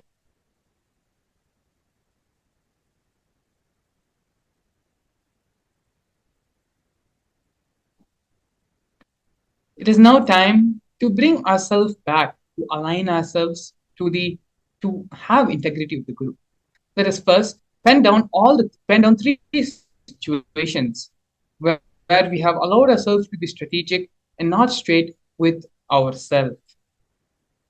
Even before we start identifying where and all we have been non-integrated and have missed integrity, have been strategic with the Master, let us first understand in our own life, where are we handling ourselves strategically? Where are we handling ourselves without being straightforward, being hypocritic? Please take a few minutes. Let's first pen down the three situations in the life where we have been strategic and not straightforward with ourselves.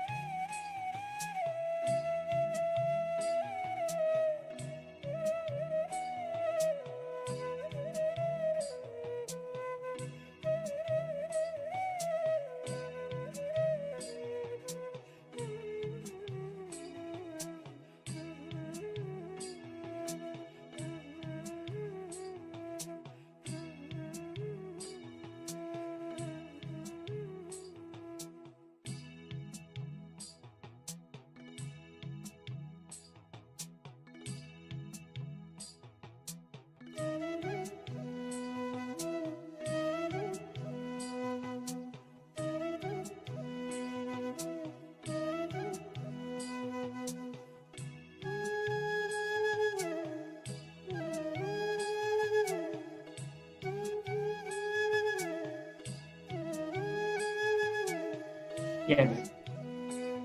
Let us now move to the second step of the process. After identifying the three situations in which you have allowed to be yourself to be strategic with you and not straight with your own self, we're going to be entering the next process, next step, which is deciding to be raw and straight with yourself and pen down everything which comes up. All the different ideas, different decisions which you now have to start making for your life. When you take the decision to be straight, to be raw, and to be straightforward and integrated with yourself, all the decisions, all the thought processes, everything which you need to change in yourself starts coming, starts rising to the surface of your mind. Start penning all of them. Start penning all the life changes which you yourself know you need to make once you decide to be integrated with yourself. It is through these various processes which we are going through every single day as a part of the Bhava Samadhi Darshan program, which allows us to become receptive and receive the energy Bhava Samadhi Darshan, which the Supreme Fount of Hinduism will be transmitting. So allow yourself to be integrated and straight with yourself about this process and allow you to be straight with you. Only then can any transformation start happening in you. So please continue the process and pen down all the decisions. Now you know all the strategies, the decisions, everything you need to do to integrate yourself and to manifest the reality which you want. Start penning all those things.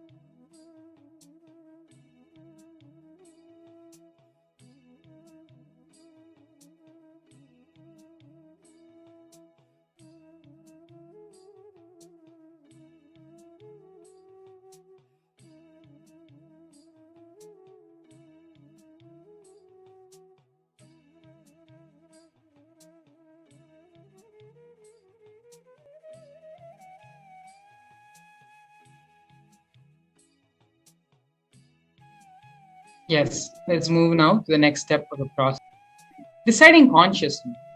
I am of the strategic relationship. I will have a straight relationship with myself and with Swamiji. Take the strong decision, strong stance, conscious will with yourself about how you're going to relate with yourself, how you're going to relate with the Guru, with the Master, with Swamiji, and start allowing the integrity with the Guru to flower. With this, we come to the end of this segment. We are now going to be practically and right in front of your eyes, going to be causing and manifesting your reality. Joining us in the next segment, we have a few devotees, as well as Crown Prince Balsant of the Nithyananda order of Kailasa, who's going to be leading us into the next session of causing our realities. Please stay tuned. We'll be back after this.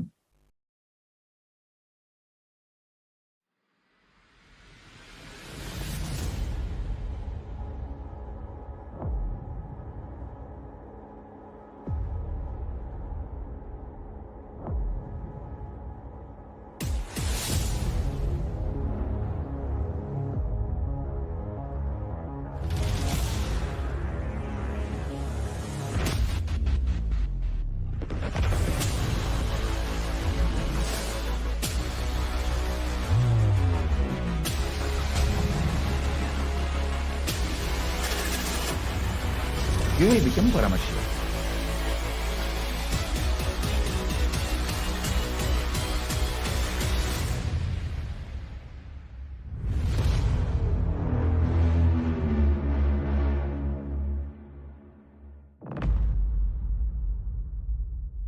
A more intelligently connected world leads to a brighter future.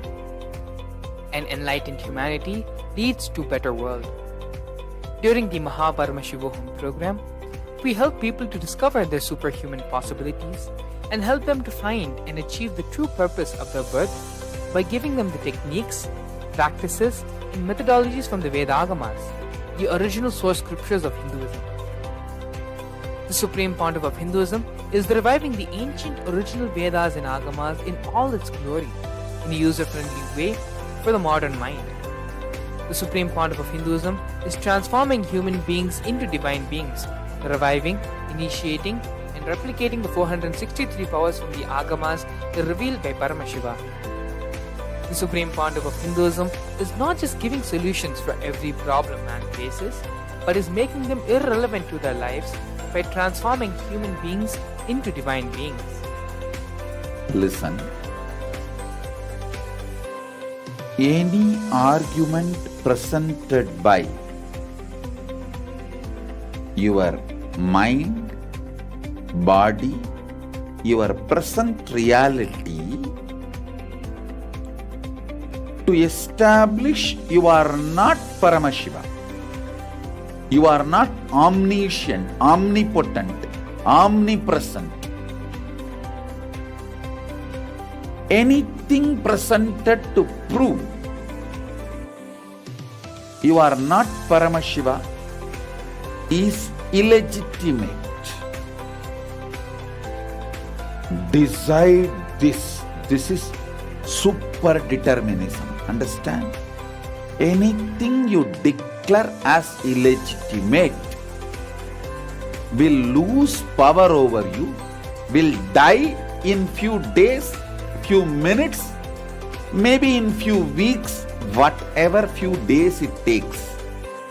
It will not have power over you. Understand this sudden enlightenment.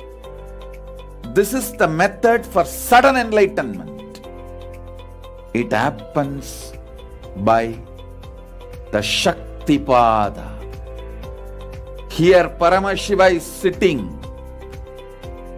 to tell you all, you are Paramashiva, you are me, with Shaktipada and Shaktinipada.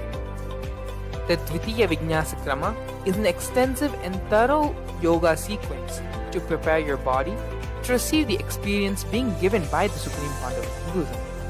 Through the yoga, which is aligned as per the source scriptures laid down by Paramashiva and the Agamas, you break all the impossibility in your body and in turn break the very cognition of impossibility. The program leads you to go beyond your human frame and limiting human ideas, which prevents you from living your highest possibility. I will reach you wherever you are, whichever corner of the world you may be. I will reach you with enlightenment. Again I tell you, I am not here to prove I am God, I am here to prove you are God. Don't wait to become divine. Register now at paramashivoham.org.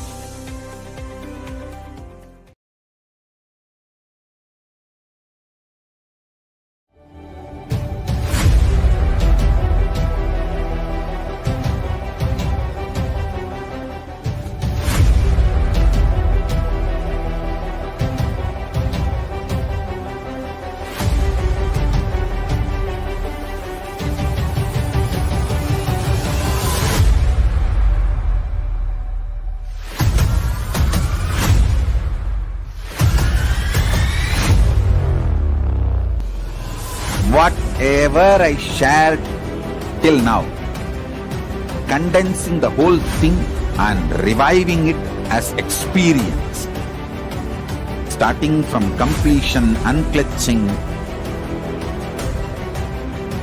power manifestation,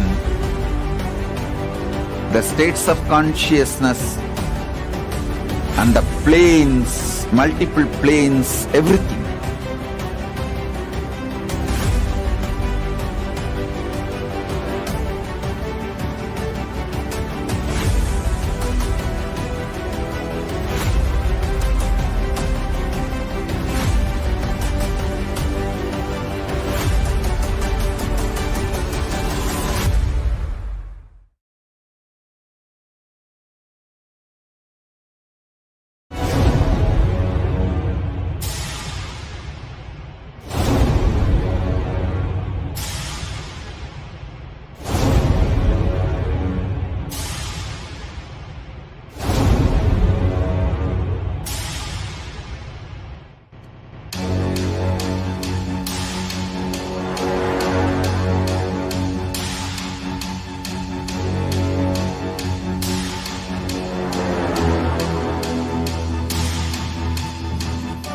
Understand? Literally last 39 years from the age of 5, whatever Paramashiva manifested through teaching, speaking, writing, every way,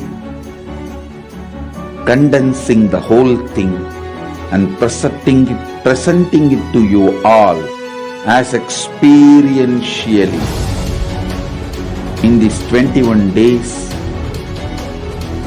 through this Jnana Charya, Jnana Kriya, Jnana Yoga, Jnana is my style for just Paramashivam. Rituals to be just Paramashivam. Yoga for just being Paramashivam. Jnana just Paramashivam. This Maha Paramashivoham is like literally the ultimate journey in a most safest way.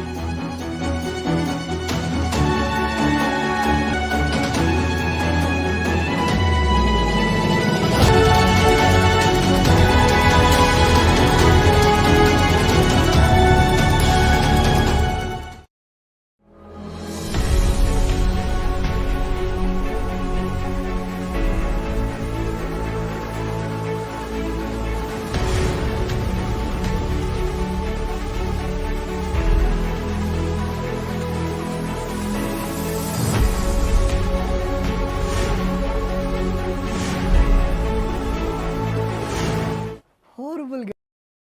9, 8, 7, 6, 5, 4, 3.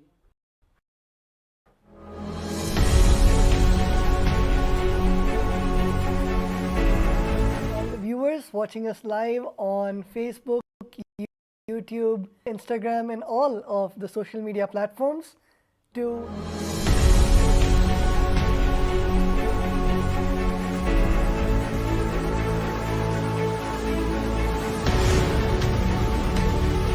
Guru and experiencing the Guru. As we all know, the most important person in all our lives is our beloved Guru, our beloved Swamiji, the Supreme Pontiff of Hinduism, and experiencing that Guru Tattva, literally going back to of when you met Swamiji, and experience was when you met Swamiji and for the first time saw Swamiji in your lives and really experienced that Swamiji says me Monada moment.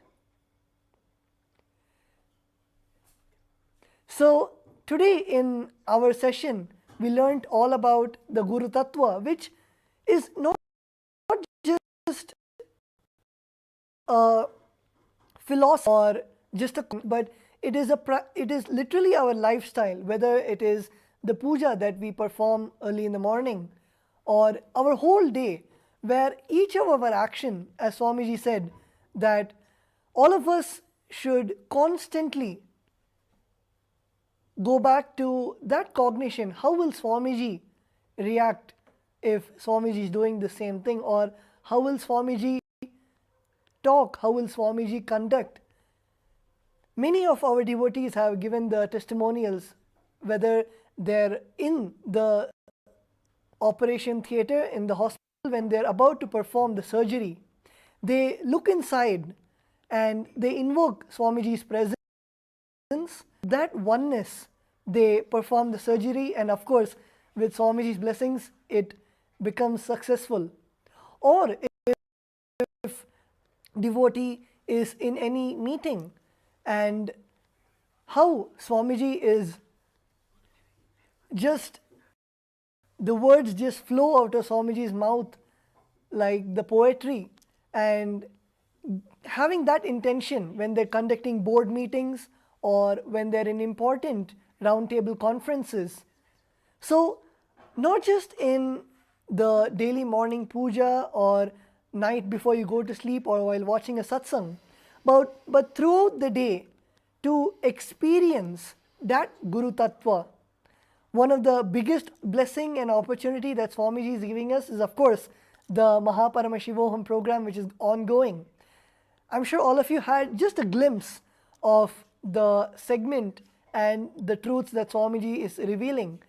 But of course, if you would like to know more and experience the whole sessions, and of course Swamiji's darshan and blessings, and having an opportunity to one-to-one for Swamiji to ask, for you to ask your questions to Swamiji, for Swamiji to answer your questions, for you to have that one-to-one.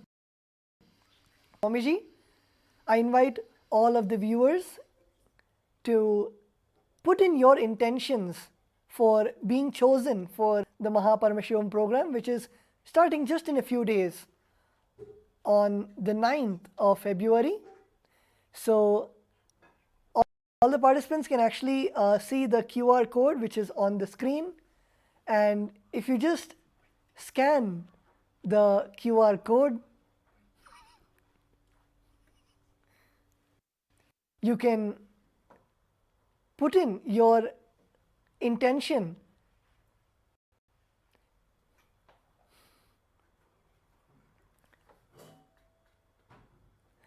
Name.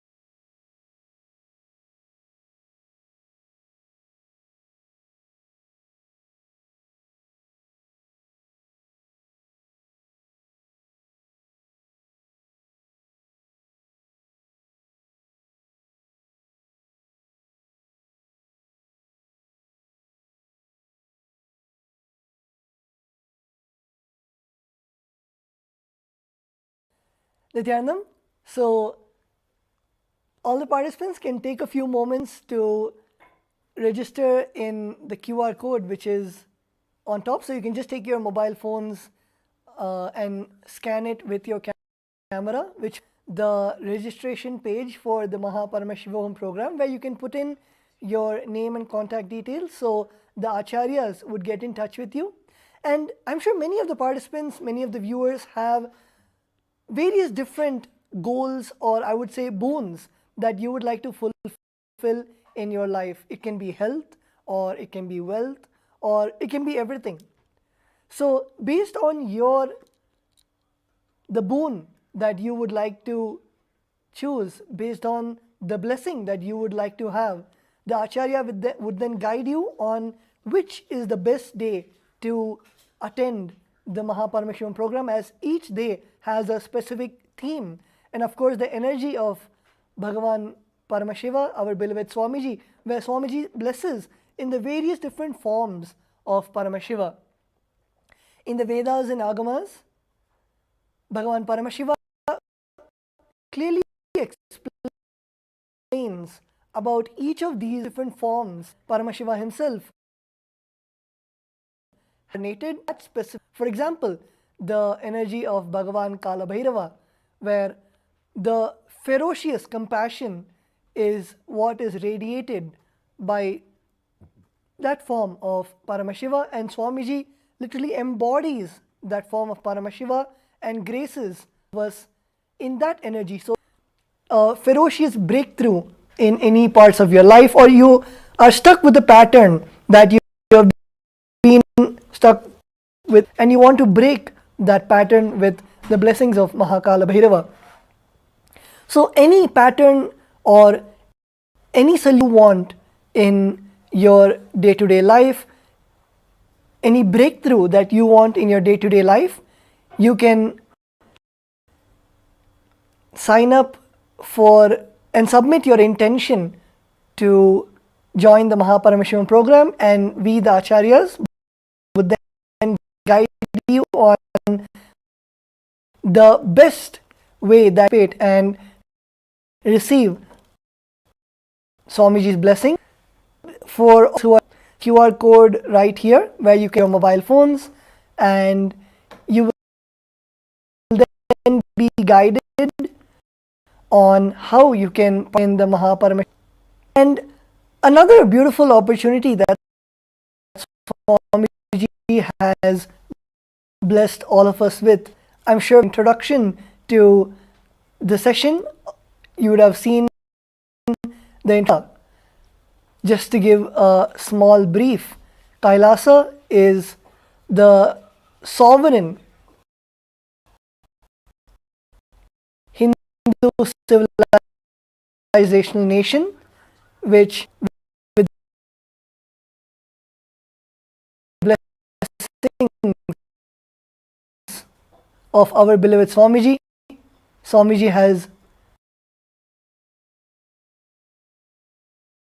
bestowed this only Hindu nation for all the Hindus across the globe,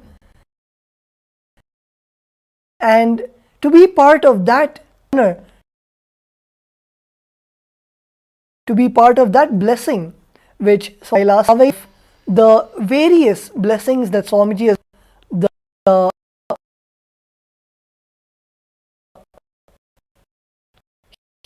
huge blessings of Swamiji, whether it is the from the university, the sevas, but even proud of being part of the Hindu nation, where you are part of such a huge ecosystem, whether it is you can be part of the global Hindu diaspora, and it can even be the, of course, monetary system to make sure that, I'm sure many of us in many of our countries, we don't get the organic Hindu products, we don't get the, so to be part of the global Hindu diaspora and to connect with all of the global Hindus across the globe, Swamiji is sure all of the Hindus to have this, the digital ecosystem, to be part of Kailasa, wherever you are, be the of Kailasa in Biddi in Bengaluru, or you need to go to the Western headquarters in Los Angeles, wherever you in a remote part, let's say in Australia or New Zealand, if you are there and you want to be part of Kailasa, now avail this beautiful opportunity, this initiative blessed by the Supreme Pontiff of Hinduism, to be part of Kailasa, be a citizen where you directly are a Kailasa, to be integrated in the beautiful nation, the e-nation, digital nation, which the Swamiji has blessed all of us with. So, be projecting the link for all of the viewers to become part of the e-Kailasa, become part of systems across the globe. And we have many more beautiful announcements which are coming. So just be right back.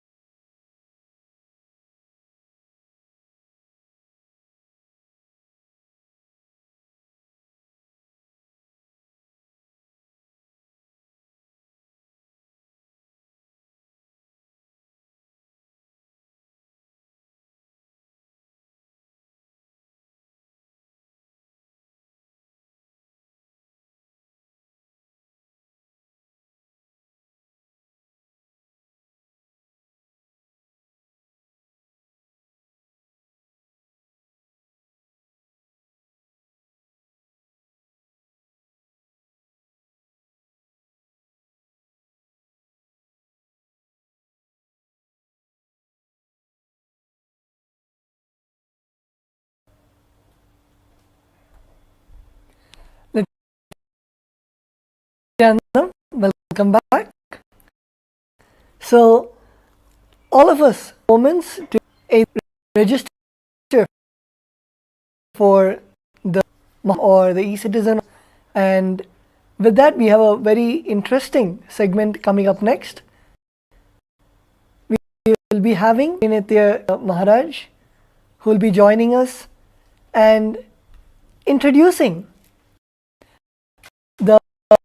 various of Paramashivam program, and we also have many participants who are there who will be sharing their. You can have just a glimpse on how the Paramashivam program is and how you can relate with the Paramashivam program. So, Nyanatma Maharaj.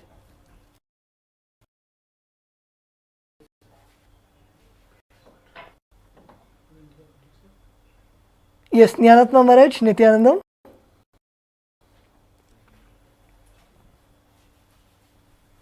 Yes, Nithyananda Maharaj. Yes, Maharaj. You can go ahead. Thank you. So, everyone, thank you so much. Into exactly what is the spiritual growth? How does the spiritual growth happen? Actually, in Bhagavad Gita, the second chapter, 61st verse says, Tani sarvani samyamya ta asita mat paraha vashehiya sendriyani tasya prajna pratishtita. Here is, whether you believe it or not, whether you want to understand it or not, you are a person, you are an individual soul. So Bhagavad Gita, you are an individual soul reflecting the pure consciousness. And the Supreme Pontiff of Hinduism reveals your conscious decision to empower the oneness experience is enough for the oneness to blossom in you. Take over. So it's just willingness. The conscious willing. You're in reflecting the pure consciousness and just your conscious decision to empower.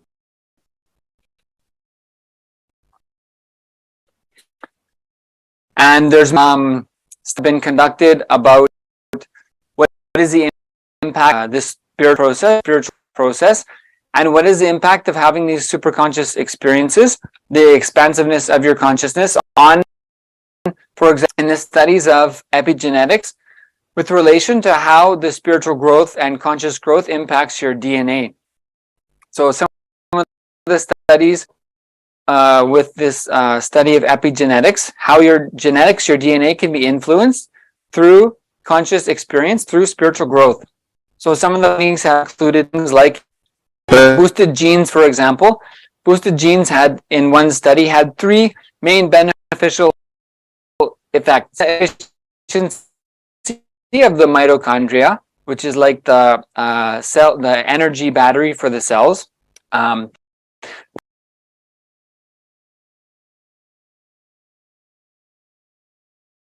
Boosting, which improves control of blood sugar and prevent depletion of the caps that DNA stable.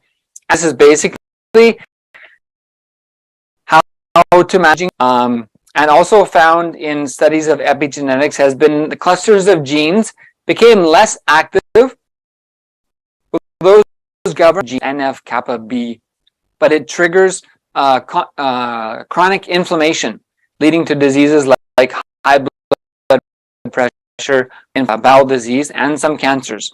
So not only has the spiritual growth initiation, the spiritual processes like initiation Paramashivam, boost things like mitochondrial cell energy and anti-age power of your cells in your body, but also down regulates the groups of genes that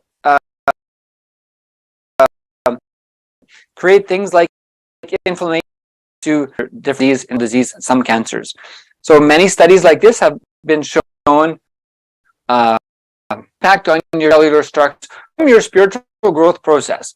So knowing from Bhagavad Gita, I'm an individual soul reflecting the pure consciousness. This powers in me just by making the decision.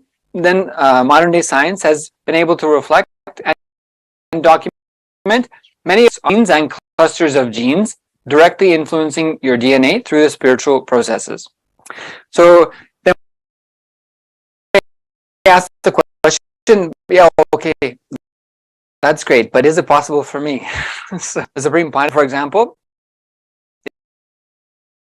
is revealing possible human life in and they exist. So the answer is a resounding yes. So pros the Supreme Point of Hinduism have showed, for example, 1300% increase in mitochondrial cell energy. Something that is a 30 or 40% is a good growth impact if you get in the mitochondrial, say, so 1300% in the cell is something never before seen. So to hear more of some of the personal experience, the Mahabham and the initiations, darshans, the superconscious mutation process. So once we have of higher dimensions from the Supreme Pontiff of Hinduism, that engages a mutation process, superconscious mutation process. So superconscious because basically we've been expanded to experience a new space of reality. And that changes everything about how we relate with life, how we relate with ourselves, the impact on our DNA in our body of changing that process to align the cell's DNA of our body to the higher superconscious revelations. So the initiation with the avatar gives us the superconscious experience, which mutation in even our DNA level. So to hear more direct experience, I'd like to welcome guest to share his experiences in the Paramashivam, the initiations and darshans with the Supreme Pontiff of Hinduism. Sterling, I'd mute yourself and welcome you. Thank you so much for joining us. And if you would just briefly introduce yourself, please. Thank you so much. Hello, Nithyananda. Thank you for having me.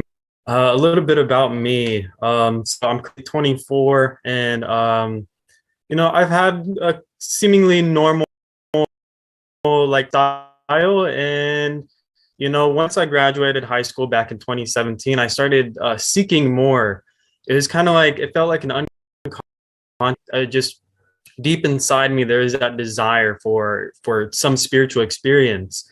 And it wasn't until September of 2019 when Swamiji came into my life, and I can't even remember such a beautiful journey that I've gone through with Swamiji over these last few years. And I feel like so much clarity has came from having him in my life. And the direction that I want to go in now is such a wider direction imagined. Yes. Yes, exactly. So this is the superconscious mutation we're sharing about. That's something beyond what I ever thought was possible, but it's happening to me. Actually, so I then what can you share? For example, the superconscious mutation process, the life transformation. So how would you describe in your life what the impacts of the darshans, initiations, Paramashivam experience with the Supreme Pontiff of Hinduism has been for you? Many times, like within Hinduism, we know that we're told this world is Maya, it's just an illusion, and it's just like a dream. And it's because of having Swamiji in my life, it's like everything, just me being available, me being open, just sitting for these programs and sitting with darshans and satsangs, it's like naturally over time, it just all these explosions and growths have happened where it's like I'm so empowered. It's like now I feel like, yes, I am experiencing a lucid dream of sorts where, anything that I want to make happen, initiations in these programs, it's like I can see my patterns clearly. I'm like, okay, here's my pattern. Here's what I can from it and draw. Okay, now I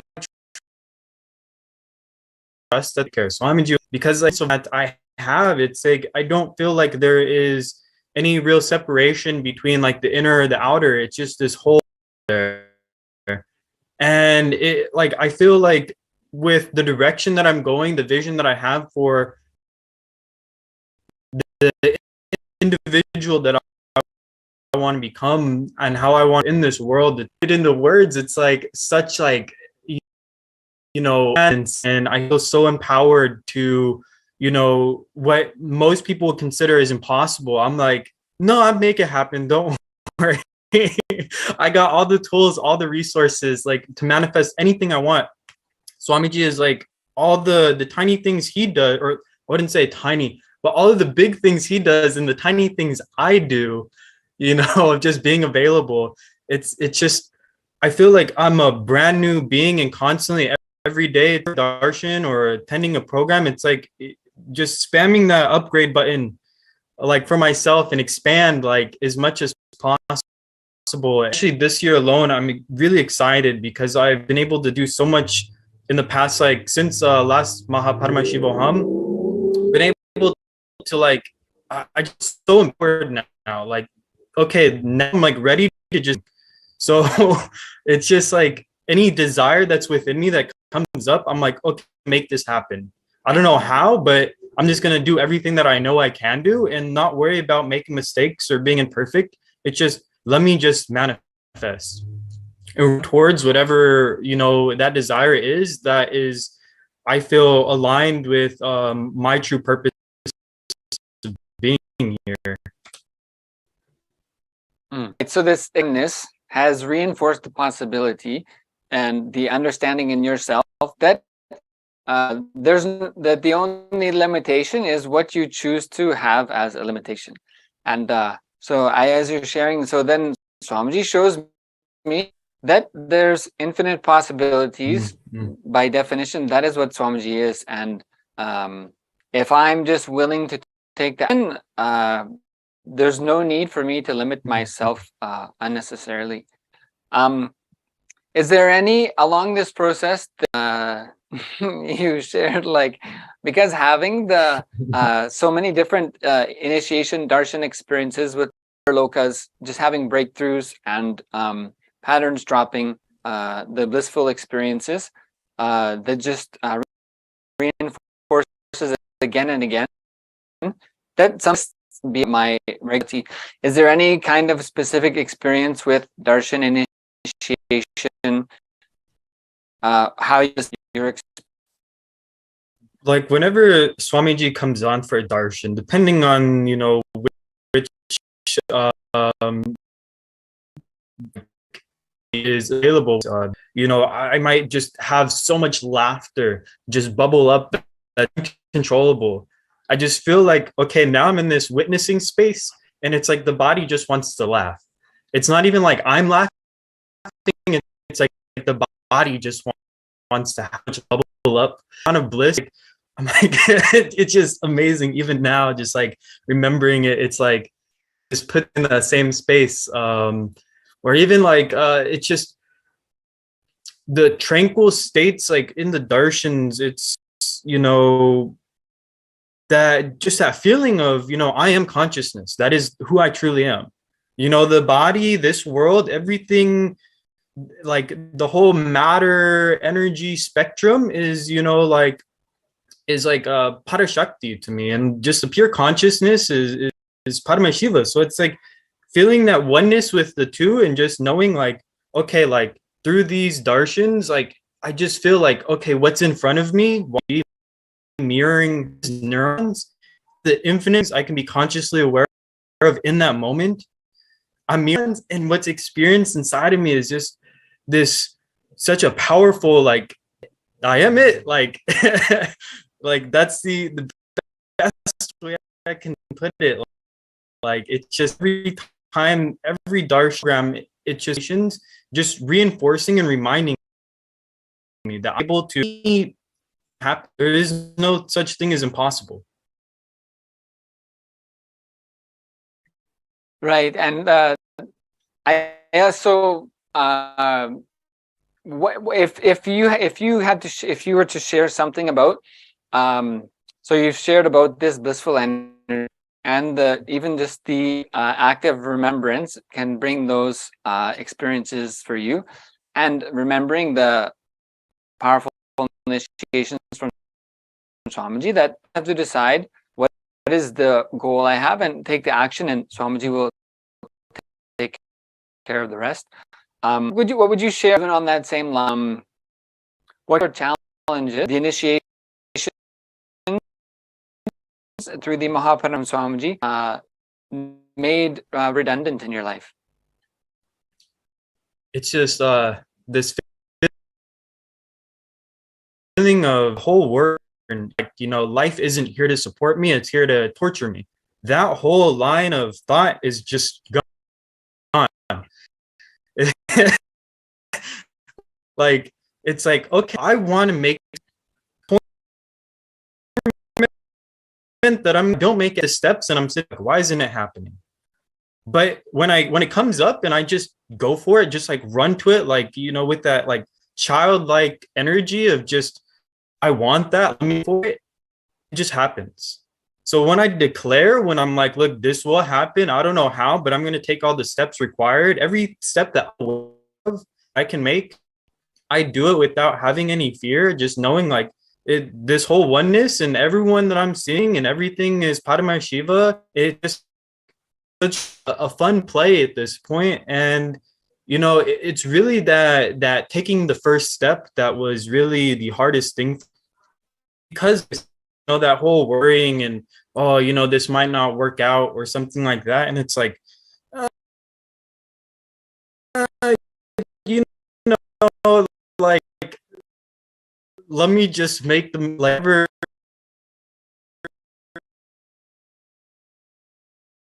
mistakes and imperfection. I'll learn as but desire. So let me just go after it. And there's nothing to go my life. There's only the challenges to keep empowering me and inspiring me and being in his like the challenges I face are so like, I don't want to say easy to overcome,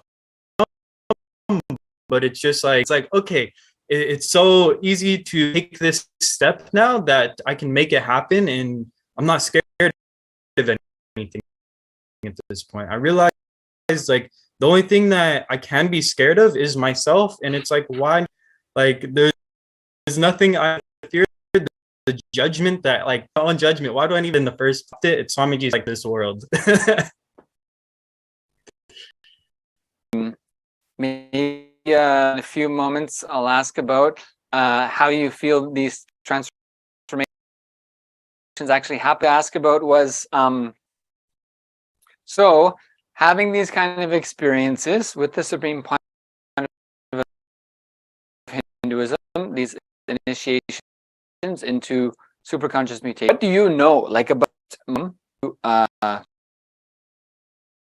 that you know would say this much? I am certain about the Mahaparamashivaham, the Supreme Point of Hinduism, the initiations here. What could you? Okay, this much I can tell you. This much I know. Yeah. Okay.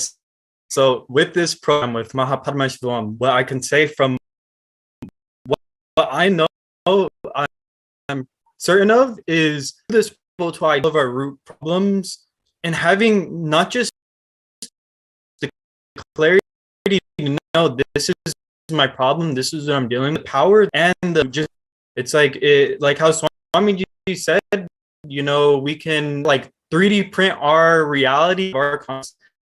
So it's like through this program we learn how to do that. Making the patterns, we can make anything we want. Is like from I know program. Right, and the Supreme Point in Hinduism. So what I know for sure I can share with everyone is everything's possible. Yeah. And Yes. so despite having doubt and A more intelligently connected world leads to a brighter future. An enlightened humanity leads to a better world. During the Mahaparamashivaham program, we help people to discover their superhuman possibilities and help them to find and achieve the true purpose of their birth by giving them the techniques, practices, and methodologies from the Vedagamas, the original source scriptures of Hinduism. The Supreme Pontiff of Hinduism is reviving the ancient original Vedas and Agamas in all its glory, in a user-friendly way for the modern mind. The Supreme Pontiff of Hinduism is transforming human beings into divine beings, reviving, initiating, and replicating the 463 powers from the Agamas revealed by Paramashivam. The Supreme Pontiff of Hinduism is not just giving solutions for every problem man faces, but is making them irrelevant to their lives by transforming human beings into divine beings. Listen. Any argument presented by your mind, body, your present reality to establish you are not Paramashiva. You are not omniscient, omnipotent, omnipresent. Anything presented to prove you are not Paramashiva is illegitimate. Decide this. This is super time. Anything you declare as illegitimate will lose power over you, will die in few days, few minutes, maybe in few weeks, whatever few days it takes. It will not have power over you. Understand, this is the method for sudden enlightenment. This is the method for sudden enlightenment. It happens by the Shaktipada. Here Paramashiva is sitting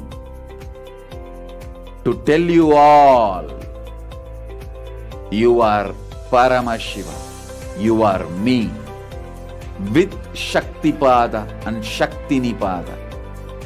The Dvitiya Vijnasa Krama is an extensive and thorough yoga sequence to prepare your body to receive the experience being given by the Supreme Pontiff of Hinduism. Through the yoga, which is aligned as per the source scriptures laid down by Paramashiva and the Agamas, you break all the impossibility in your body and in turn break the very cognition of impossibility. The program leads you to go beyond your human frame and limiting human ideas, which prevents you from living your highest possibility. I will reach you wherever you are, whichever corner of the world you may be. I will reach you with enlightenment.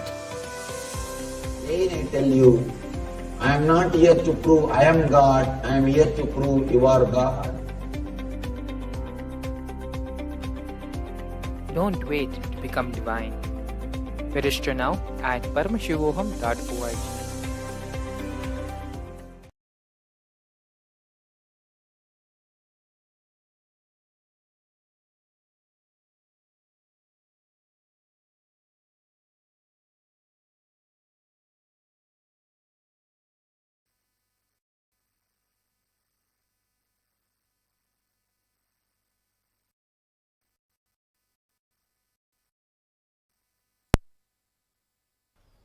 So we just had from Sterling Iyer about his experience with Voham and his experience with Swamiji.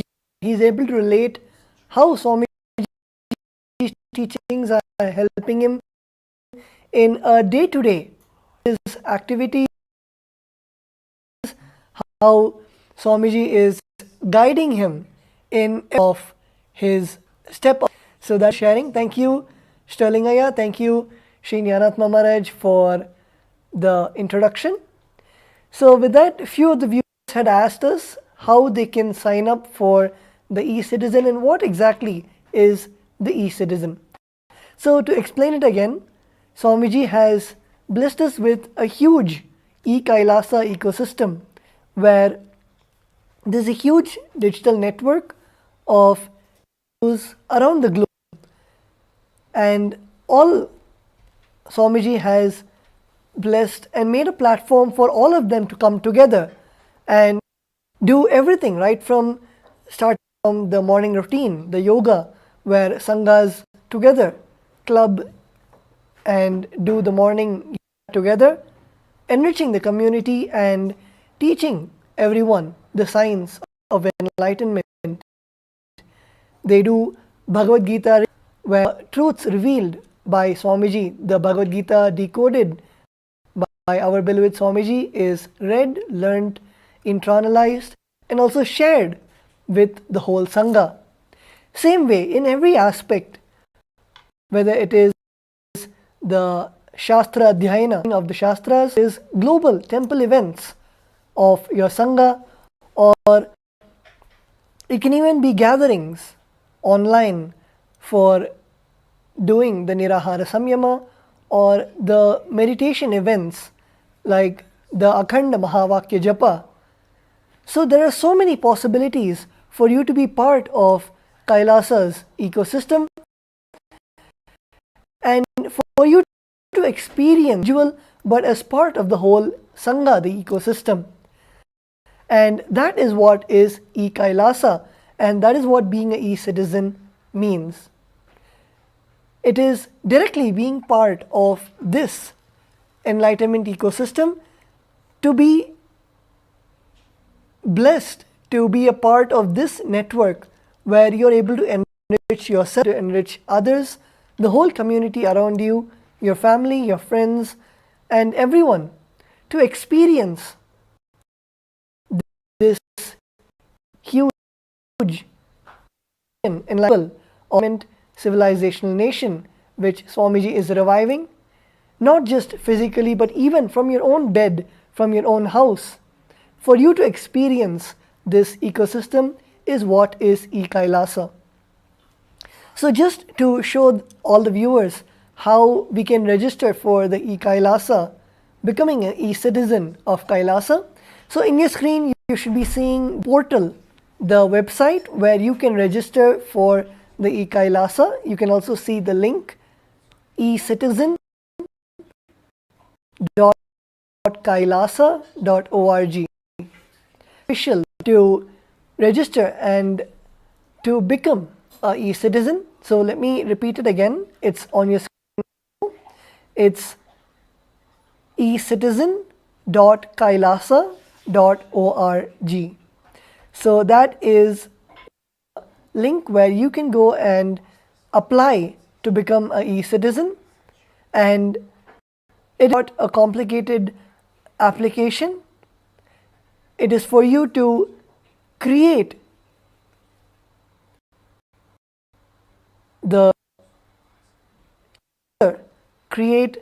your own profile to be part of Kailasa's e-citizen program.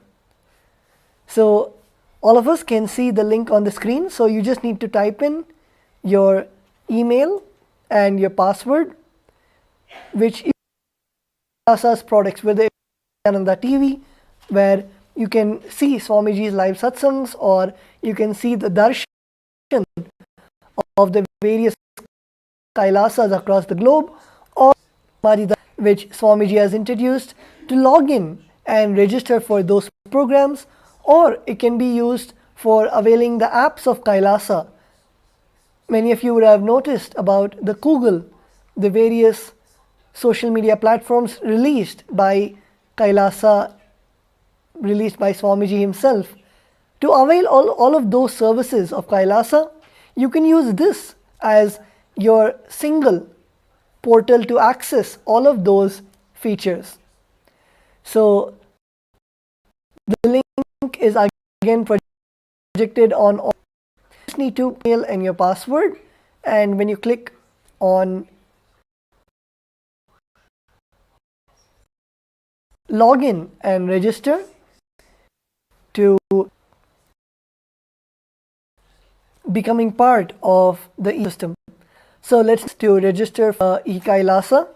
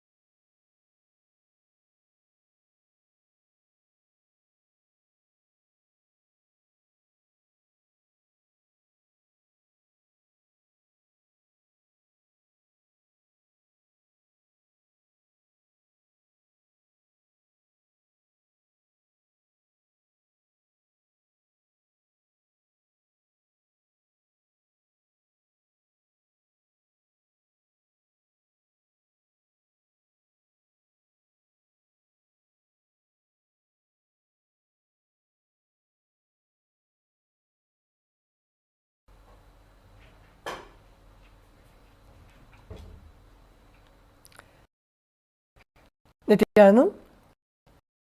So as you can see on your name, your first name and last name, your email and your password,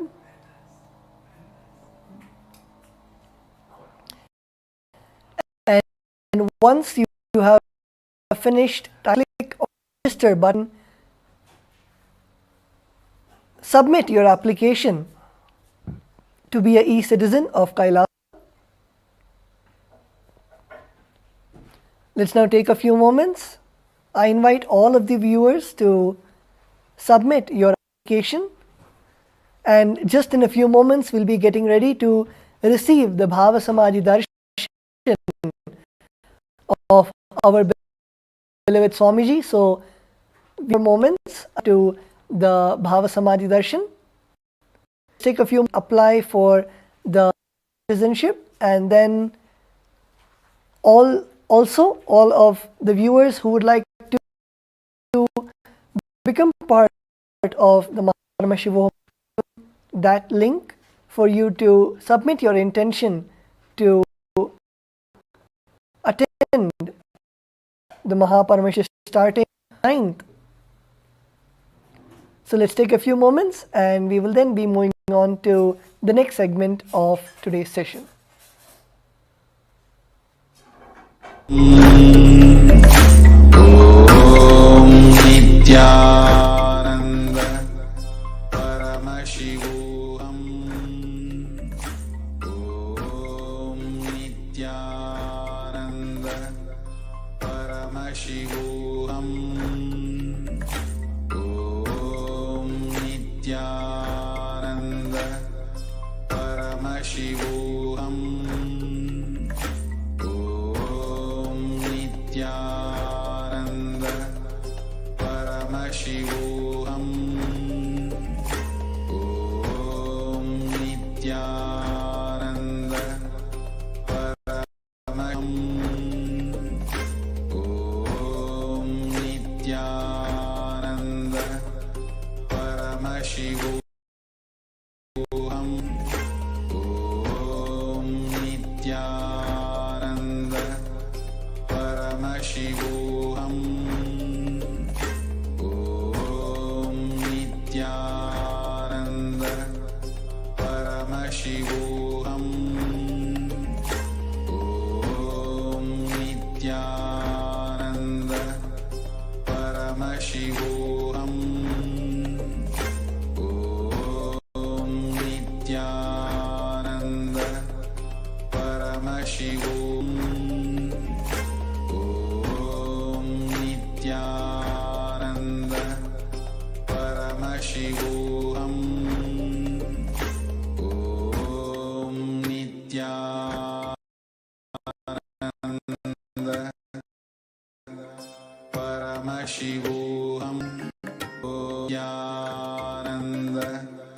Paramashivam. Om Nithyananda Paramashivam. Om Nithyananda Paramashivam. Om Nithyananda Paramashivam. Om